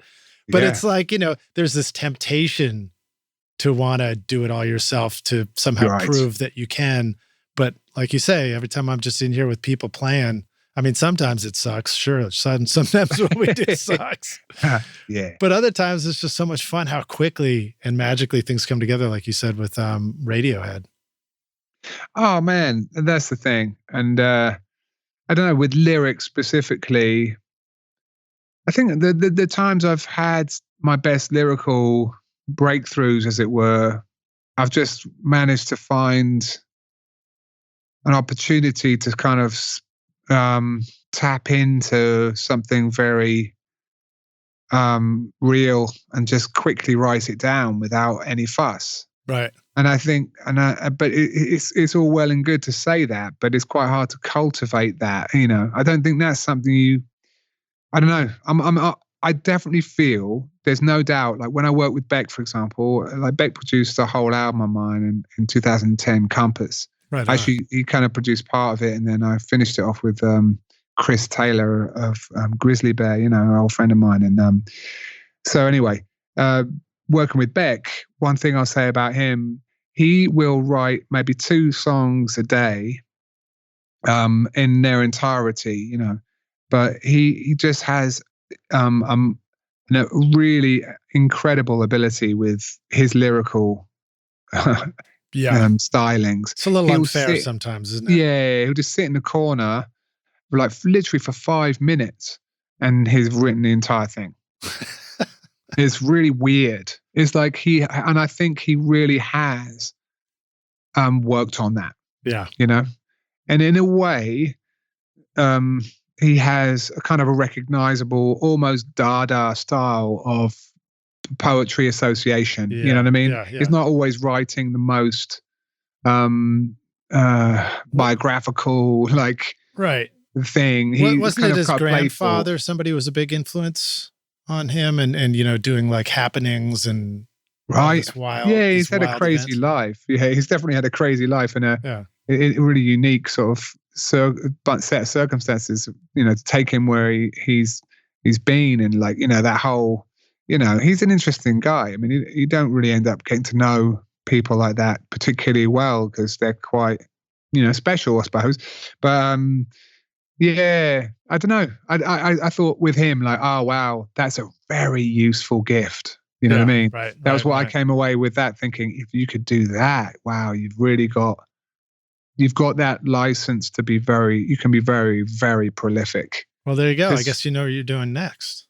That would be, last night I was sat outside and it was a beautiful night and I was like, I've been wanting to write some stuff again just from me, because I have been, in a way, I've been leaning on my wife, providing me with lyrics. I've also got this lazy side where I'm like, oh, she's better than me at that. So I'll just let her do that. You know what I mean? Yeah.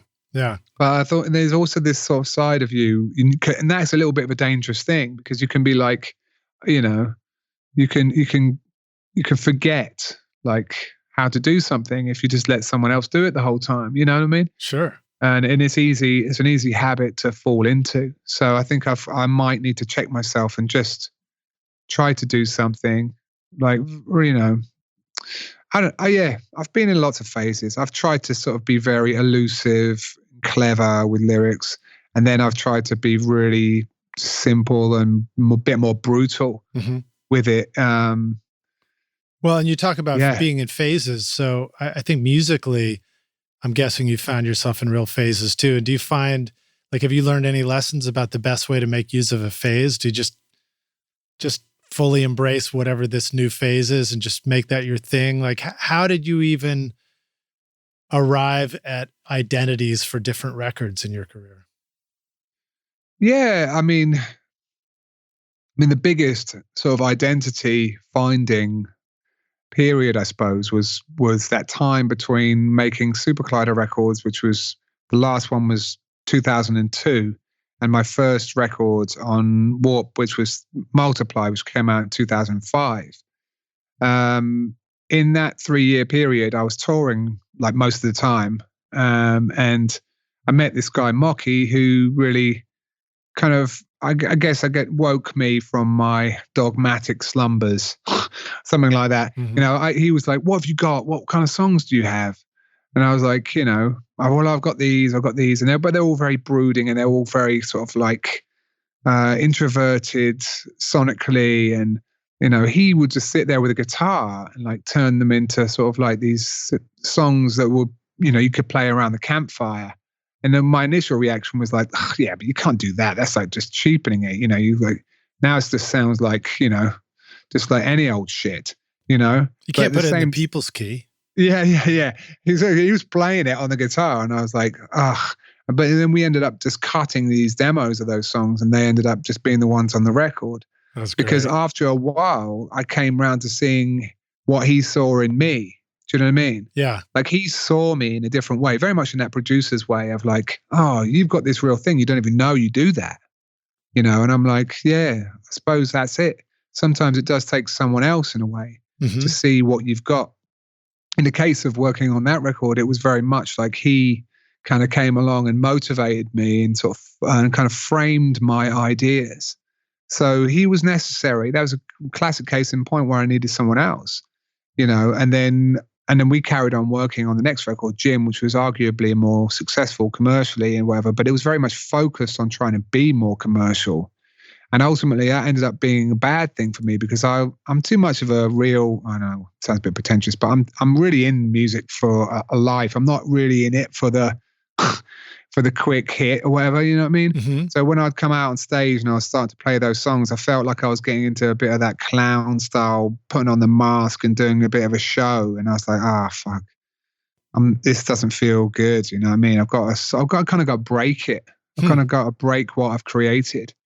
So that's when I just sort of went off and did the next record, Compass, which was very much about me meeting my current wife and just working with Beck and Chris Taylor and just doing something that was kind of rough around the edges. Yeah. And that was a real important thing for me. And it was much, much, much less commercially successful because the songs were more obtuse. They were more broken. They didn't sound very focused sometimes, but I really liked it. And it's still a personal favorite of mine. Probably I mean, that's the thing. So I feel like they all have their place. And, you know, I'm really glad that I have that more successful, more sort of poppy output because sometimes that still makes a paycheck. And in the leaner times, I'm like really glad for that stuff, you know? I feel like it's the stuff. I mean, like, as somebody who's seeing no real success from my own music, I don't have to compare it to anything like that. But the amount of thrill and love I hearing something that I did with friends that maybe not many people ever heard about. Yeah. You know, when you feel like you're really expressing something that feels true to you, it's a lot of fun, you know? The Toy Box Studio, aka Recording Studio Rockstar's headquarters, is proud to announce that it is now an official Phantom Focus mix room designed by Carl Tatz. Yay! The beautiful new control room includes Carl's acoustic lens room treatment with the PFM HD 1000 master reference monitors laser aligned for holographic stereo imaging and depth of field with accuracy from 20 hertz to over 20 kilohertz. I've never mixed on a speaker system this awesome before, and it feels great. I used to feel like I would commit to a mix, cross my fingers, and hope that it would translate to the real world. But now, when I dream up a sound that I want to create in the studio, I just turn the mix knobs and the Phantom Focus monitors tell me truthfully when I get it right. Amazing. Check out my complete interview with Carl Tatz on episode 50 of the podcast and discover the secret to massively improving your monitor setup at carltatzdesign.com/mixroom-mentor. Also, I have a question. I had 2 questions written down, and I feel like maybe these apply to that, the pivoting in your productions and things like that. So one question is, to quantize or not to quantize, and the other question is to auto-tune or not to auto-tune. Yeah, I mean, have you must have experiences in those worlds. Absolutely. I mean, it's funny because we both interviewed Damien Taylor, and he's a great teacher, and he's very much focused on, in a way, efficiency and method, and a lot of these kind of questions of process kind of come up when people are making stuff. And when we were making my album Jim, I really enjoyed working with this guy Justin Stanley. He's a tremendous guy. He was in Beck's band. That's how I met him in 2006, and then we just became friends, and we've done a lot of stuff together. I think I met Justin out in LA. Yeah, one of the nicest guys. He's just excellent. His wife is a Nika Costa. Nika Costa, right? Exactly. Yeah, they're just a great couple. Just love them to bits. And anyway, we were jamming, like just making stuff for this record. And it's one of my more successful songs. It's called A Little Bit of Feel Good. And it was always done. It was done without a click. Just a bunch of us, like just there's 3 of us, just me, Mocky, and Justin, just playing away, just jamming away. Mics were on, and it always had something, that jam. But it sped up like no one's business. Like the end of the song was like not a little bit faster. It was like 10 BPM faster at the beginning. Like it was just like, and it was a little bit too crazy to sort of use. But in the end, I sat there, me and Mocky, we manually time stretched it in Pro Tools, like without any elastic audio or anything. Right. We just did it all by ear. We just sort of brought the tempo back as naturally as we could. And it just took weeks. Just took so long. It just was the manual. It was a commitment. It was an idea to try to do it. And then we pulled it off to the point where it kind of sounded like it really went down like that. And, that's a kind of quantized, but it was a real feel exercise where it's like, it just doesn't feel right now. Like, what's wrong? The tambourines feel early in general for this section. So, I mean, I don't know. If we had quantized it, it would have not been good. It needed to it kind of to mask the fact that we needed to do this pretty heavy corrective surgery. We needed to allow some of that human like movement to sort of almost distract the ear and to sort of like make you feel like it was correct but not perfect, you know? Yeah. So I think if you're making something like craft work, you need quantization for real. You want it to be was it robotic. Kraftwerk that was even I can't remember which band it was. Maybe it was Kraftwerk where like MIDI wasn't even tight enough for those guys in the studio. They had to use control voltage, right? Well, yeah, I mean, I'm sort of at that point now as well. I'm really like I've got a huge modular setup that's sometimes MIDI. You know, basically for the MIDI nerds out there, the real truth about MIDI is MIDI's accurate within reason, but what happens, why MIDI timing is sort of like not loved by certain beat makers, is when you have a lot of notes landing at the same time. Like if you've got a polyphony, basically, polyphony is the problem with MIDI because the notes will not really land on time. If you're doing a monophonic line, it will be okay. But essentially, polyphony is never accurate, no matter what you do. So, yeah, I mean, I get it. You know, so the human ear is a remarkable thing. I mean, I remember hearing an interview with Dave Rossum, and when a German was quizzing him about the SP1200 and why it sounded so good, because they were saying, oh, in the lab, we've tested that the machine is always late. The sequencer is always late by like 2 milliseconds or something. And like, but Dave was like, yeah, maybe that's the thing. But the R8 from Roland is late by about 8 milliseconds, and everyone hated that because it was just too much, you know. Mm. And the human ear and the drummers are apparently accurate within 1 millisecond, you know. Well, that's one of the reasons why I always struggled with trying to embrace virtual synths and things like that would come with the DAW. I'd plug in the MIDI keyboard, and almost immediately I just felt like I wasn't, you know, not like I was a genius, brilliant player. It's just that if something starts coming back feeling a little different than what you thought you meant, it just kind of kills it for me, you know? Yeah, I mean, it's just, man, I can't generalize about, you know, I used to go out in the early days with real-time auto-tune. Like I used to take out like a TC Helicon Live, the first edition, the first one, and it could like do real-time auto-tune. There's a clip of me on Kimmel, I think, back in the day, like using that thing. And actually what I'd do is I'd take a little tiny modular synth and I had like the output. It's basically like putting a theremin through auto-tune. It was like I had this free like ribbon controller that would just put out unquantized notes, and putting it through the auto-tune was really fun because I could just play this crazy ribbon and it would be in the key of the song, but it was not supposed to be. So I think I'm always just kind of like, yeah, sure, auto-tune, it's just a tool to put things in tune. You know what I mean? Yeah. So if I just try to look at it for what it actually is.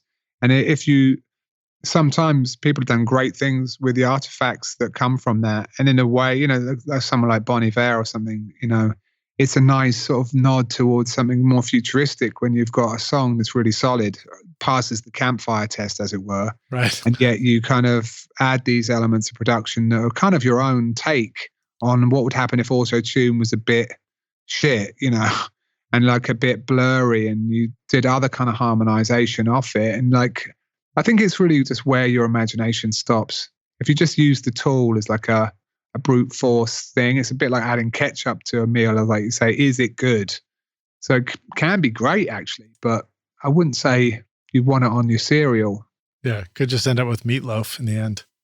Yeah, or worse. What about some of the loop building that you do? So it sounds to me when I listen to your records like it sounds like there's a real respect for maybe playing something in by hand and looping that and keeping that kind of timing relationship, as opposed to and maybe I'm trying to ask the same question again and you're like, let's stop asking the question. But you know, just anything that you have enjoyed about that process of building things from synths, drum machines, you know, loop based. And then also, as I was saying to you earlier, while it's kind of loop based, it's like you've got so much variety going on inside the production that you never get. It's not like listening to a hip hop loop where it's just clearly the same loop from start to finish, you know? Yeah. I mean, it's interesting. I've just been exploring tape loops recently. I don't know if you've seen the most recent YouTube video. Like I've taken an old Atari 4-track reel-to-reel and had it modified so that it has an external control voltage that can control the pitch of the machine over quite a large range of a couple of octaves.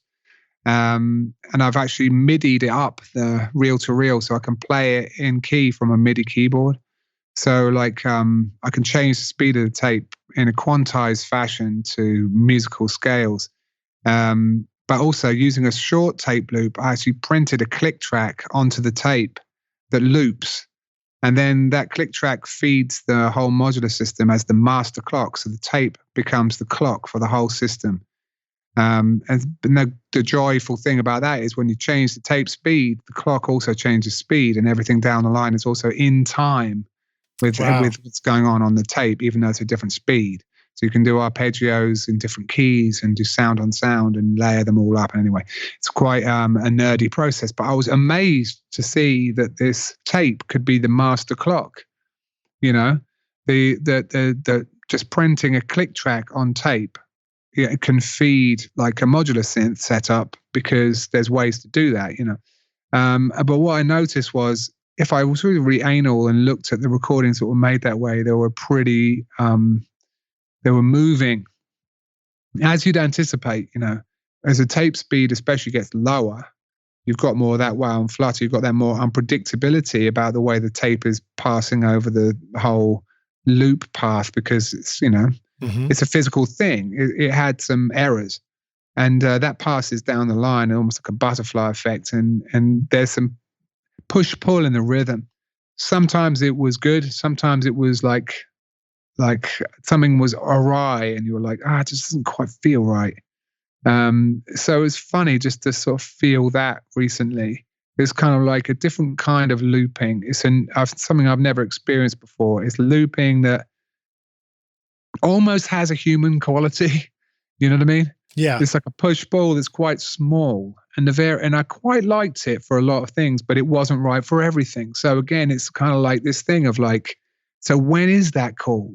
Right. You know what I mean? Or what kind of beats actually benefit from a little bit of push-pull and which things need to be rock?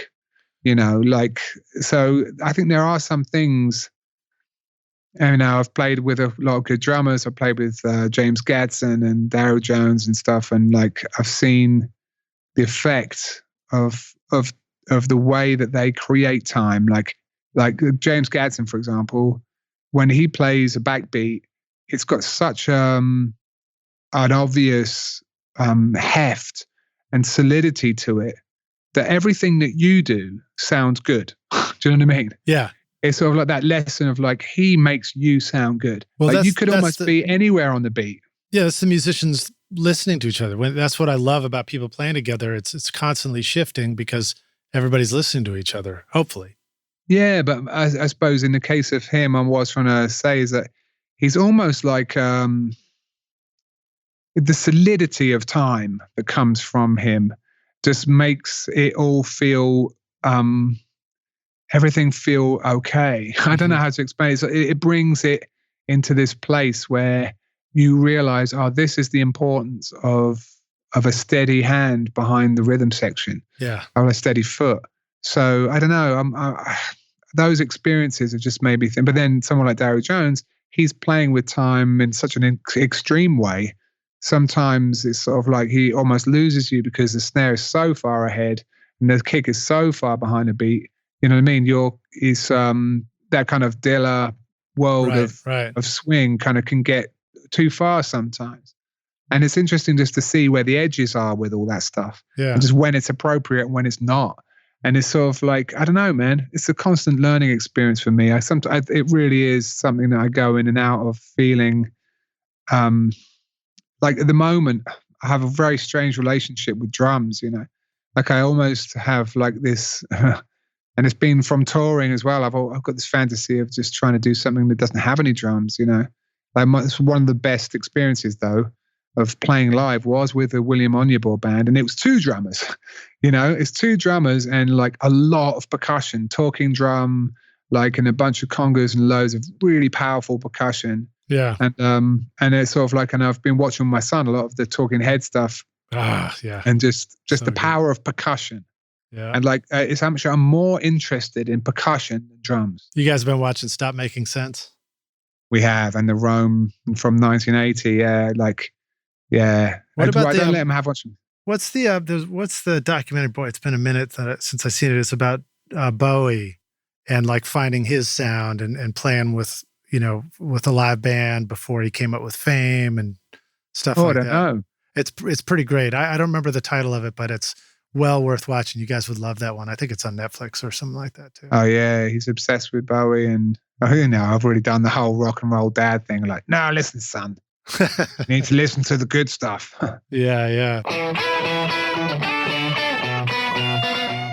Do you feel like the time you've spent watching YouTube videos, trying out mix tricks, and tweaking version after version of your mixes has not gotten you anywhere? Have you been looking for a simple or straightforward step-by-step process for creating a pro mix that won't take years to learn? What if you could learn that process from a Grammy-winning mix engineer who understood all your mixing struggles and could coach you through them? If you struggle with any of these questions, then the Ultimate Mixing Masterclass is for you. Now you can discover a proven step-by-step mix system from Grammy-winning mixer Craig Alvin for consistently creating a pro-quality mix from your home studio that will sound amazing everywhere. Here's a quote from one of the students. Absolutely the most informative and helpful block of information mentoring on the mix process I've ever been a part of. This was like sitting behind a mix engineer for years, watching and picking up tips along the way, condensed into a 6 to 7 hour session. Look, when you're ready to take your mixes to Grammy-winning quality, then go to ultimatemixingmasterclass.com and go check out Craig's ultimate snare mixing trick now for free.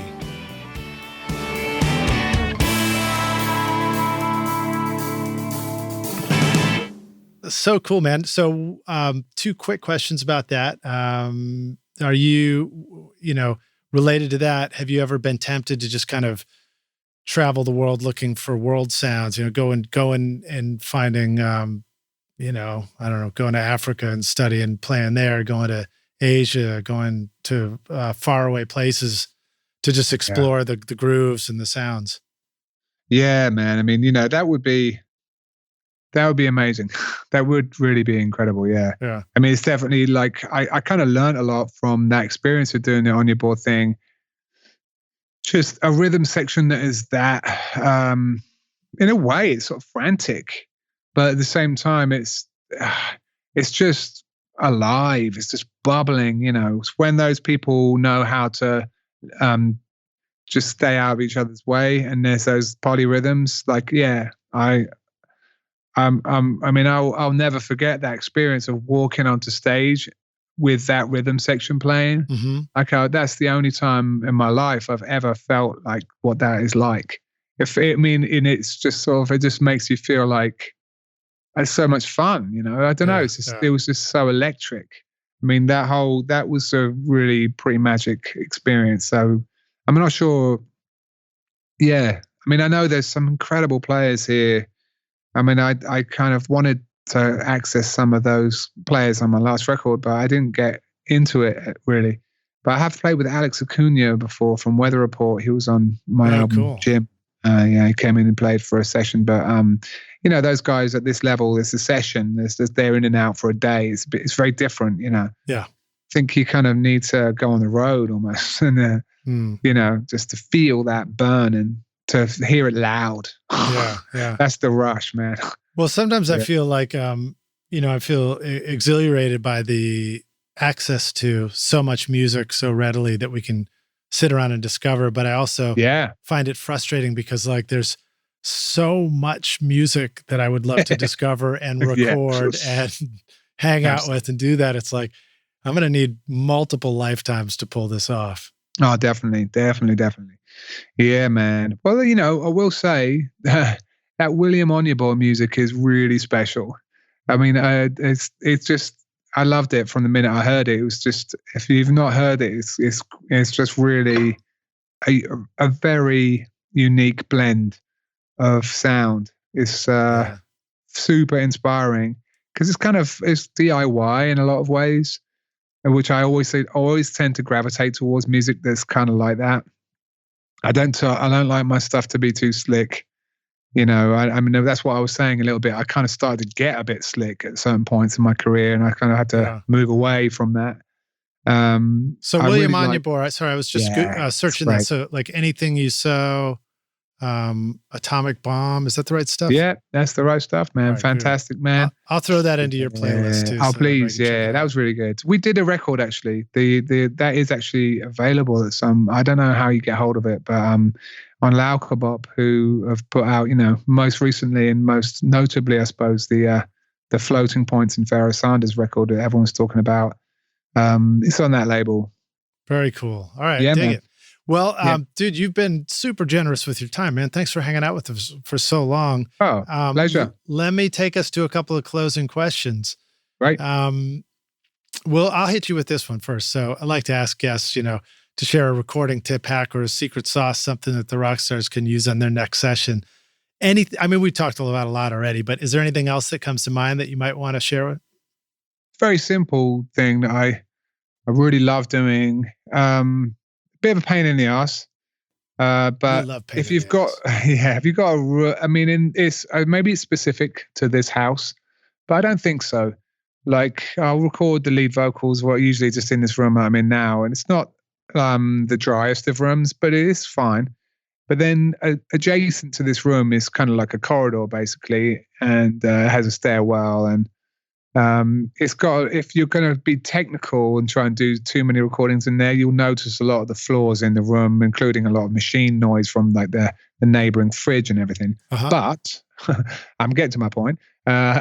If you need to do backing vocals or whatever, I find, or even doubling leads, instead of like doubling them in the same room, I just say that double the lead in another room and don't use delays, or don't like do it in a doubler. Like record all the doubles, but do them in a different room. And that way you're not like building up all the extra noise that might be around in your home studio. Well, no, I just love that sonic kind of. I like the idea of there being the exact same part. Like you sing the same lead as if you're singing a double, but you sing it in another room. Yeah. So like, I just love that. I mean, it's such a simple trick, and it does take a lot of time to set up the headphones. And if it's in an unorthodox room, it's a pain. But I just love what that does, and it's just so much better than any plugin. It's because you're getting an extra performance. Yeah. And what I'll tend to do is put the mic way far away and point it out window. And that's another trick I learned from my friend Justin, who's telling me that, Bob Clearmountain, who they work with, said, like, point the microphone at the room, not the source. If you're trying to record the sound of reverb, point it at the room. So point the microphone away from the singer, point it at like something else, and then get them to just belt it out and slam the compressor and throw that shit against the lead vocal, and like, it's magic. Yeah, awesome, man. I love that.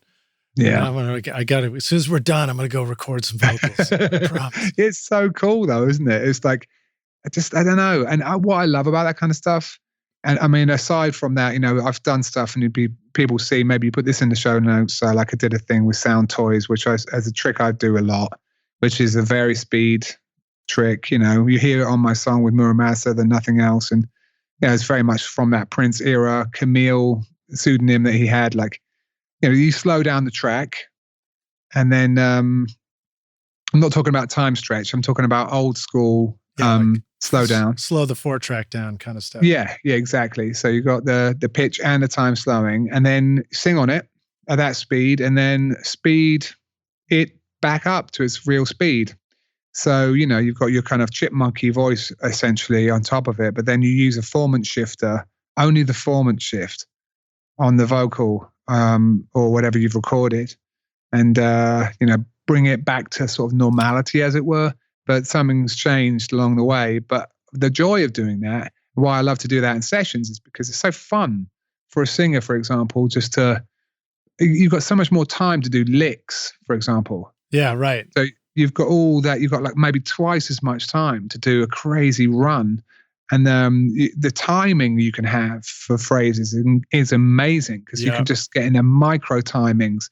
So, and I think people just really love doing that. It breaks the monotony of trying to do a session where you're like, okay, we need the backing vocal 3, do it again. It gets a bit machine-like sometimes when you're making a track with an artist, you know? Yeah. I like to throw in something like, hey man, let's just take the whole track and pitch it down and do some freestyle craziness, and we'll create these like little kind of harmonies and little kind of voices out of it that will be in the back. And they end up being the most characterful part of the thing, and they get to just explore it and they love it, and it kind of reignites the kind of creativity in the session. So that's I love great, that little man. trick. That's a really good one. And then a reminder, rock stars, I put some of the videos from Jamie's YouTube channel. Go watch those because he's got a bunch of stuff like the 4-track tape pitch CV that you were talking about. And then there's one called Casio Royale and a VCA tutorial. And let's see, Stratega demo. Just like, it looks like a lot of fun stuff to go check out. Yeah, I mean, it's like I say, it's early days yet, the YouTube channel. It takes me way too long because I don't have anyone helping, so I film it and edit it and do all that shit myself. Yeah, and it's always really like, what have I got myself into? But bear with me. But it's actually the last one I did with the Atari.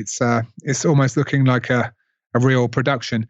It's funny, isn't it? In this era of 2020 or whatever, like everything's such a high standard. If you're just going to quickly knock together a YouTube, you can, you know, everything is done so well these days that it kind of has to be really good.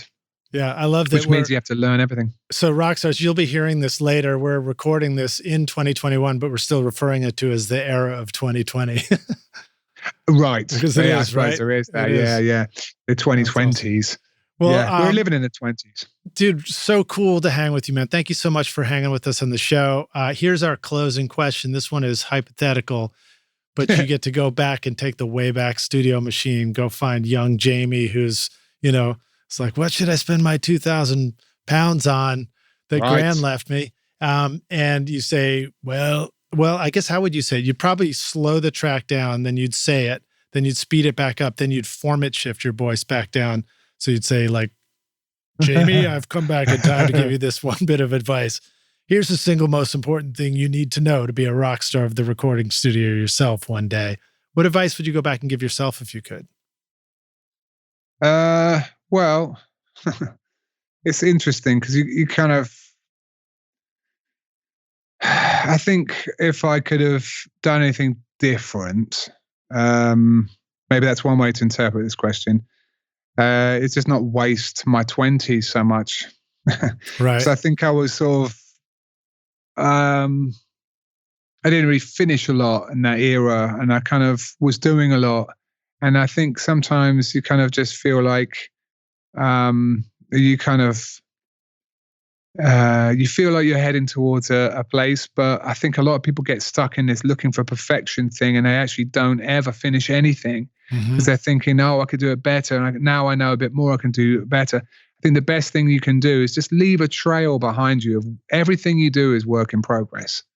So don't ever think about like coming to this end goal and then only then when it's perfect will you put it out. Right. I think you got to get into this habit of just put out more stuff, warts and all a little bit, and just show the process of your life, as it were, and make that be your output. And just like be proud of that and don't worry about it, because it can, stuff will be embarrassing, whatever. But it's much better to live that way than to be precious, I think, and to only sort of to wait for that time when it's perfect, because that's never going to happen. Then you'll die. Man.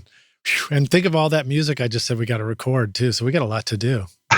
Yeah, exactly. Right on. Around here, let's go. Well, dude, thank you again for joining us. Pleasure. Where would you like the rock stars to go check out your music, your stuff, your podcast? Where should they go? What if they need to co-write their next hit single with you too?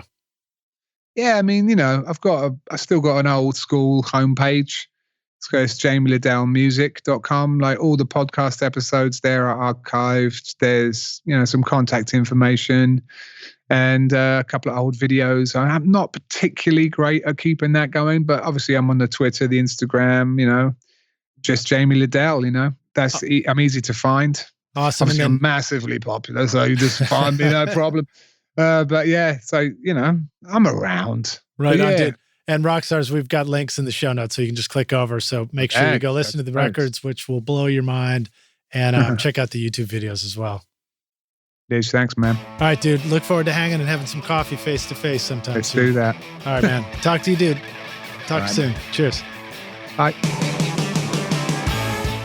Thanks so much for listening to Recording Studio Rockstars. If you enjoyed the show and want to help make it better, then please share this episode with your friends on social media and leave a rating and review on iTunes to help the podcast reach more rock stars like yourself. You can click directly over to iTunes or go to rsrockstars.com/review for an easy explanation. And remember to hit the subscribe button to keep up with weekly episodes. And if you're ready to make your best record ever now, then head over to Recording Studio Rockstars Academy, where you can start with my free course at mixmasterbundle.com. And if you want more free content from Recording Studio Rockstars, all you have to do is go to rsrockstars.com/email. Again, that's rsrockstars.com/email to enter your name and email, and I'll keep you in the loop with articles, videos, podcast updates, and even free gear giveaways for your studio. Just look for the link in the show notes below. Thanks so much for listening, and thanks for being a rock star. I'm Lid Shaw, and this is Recording Studio Rockstars. Now, go make great music. Recording Studio Rockstars would like to give a big thank you to our amazing sponsors who help make this episode possible. OWC, Spectra 1964, Sampley, Carl Tatz Design, and Isotope. Remember to use the coupon codes ROCK10 at isotope.com/rockstars for 10% off any individual plugin purchase, or start your extended 30-day free trial subscription to get access to lots of plugins. And sign up for your free account at sampleyaudio.com and get 2 projects now. Or use the coupon code RSR20 to get 20% off the first 3 months of subscription. Plus, use the coupon ROCKSTAR for 10% off any course at Recording Studio Rockstars Academy for a limited time. You'll find links to all these wonderful sponsors in our show notes. Just scroll down. These are all things I highly recommend for your studio. They're going to help you make your best record ever. I would also like to thank our fantastic team here at Recording Studio Rockstars, Vlad Weselchenko, Braden Stremming, and John Richardson for additional podcast and video production. Thanks so much for listening, and we'll see you in the next episode. Cheers.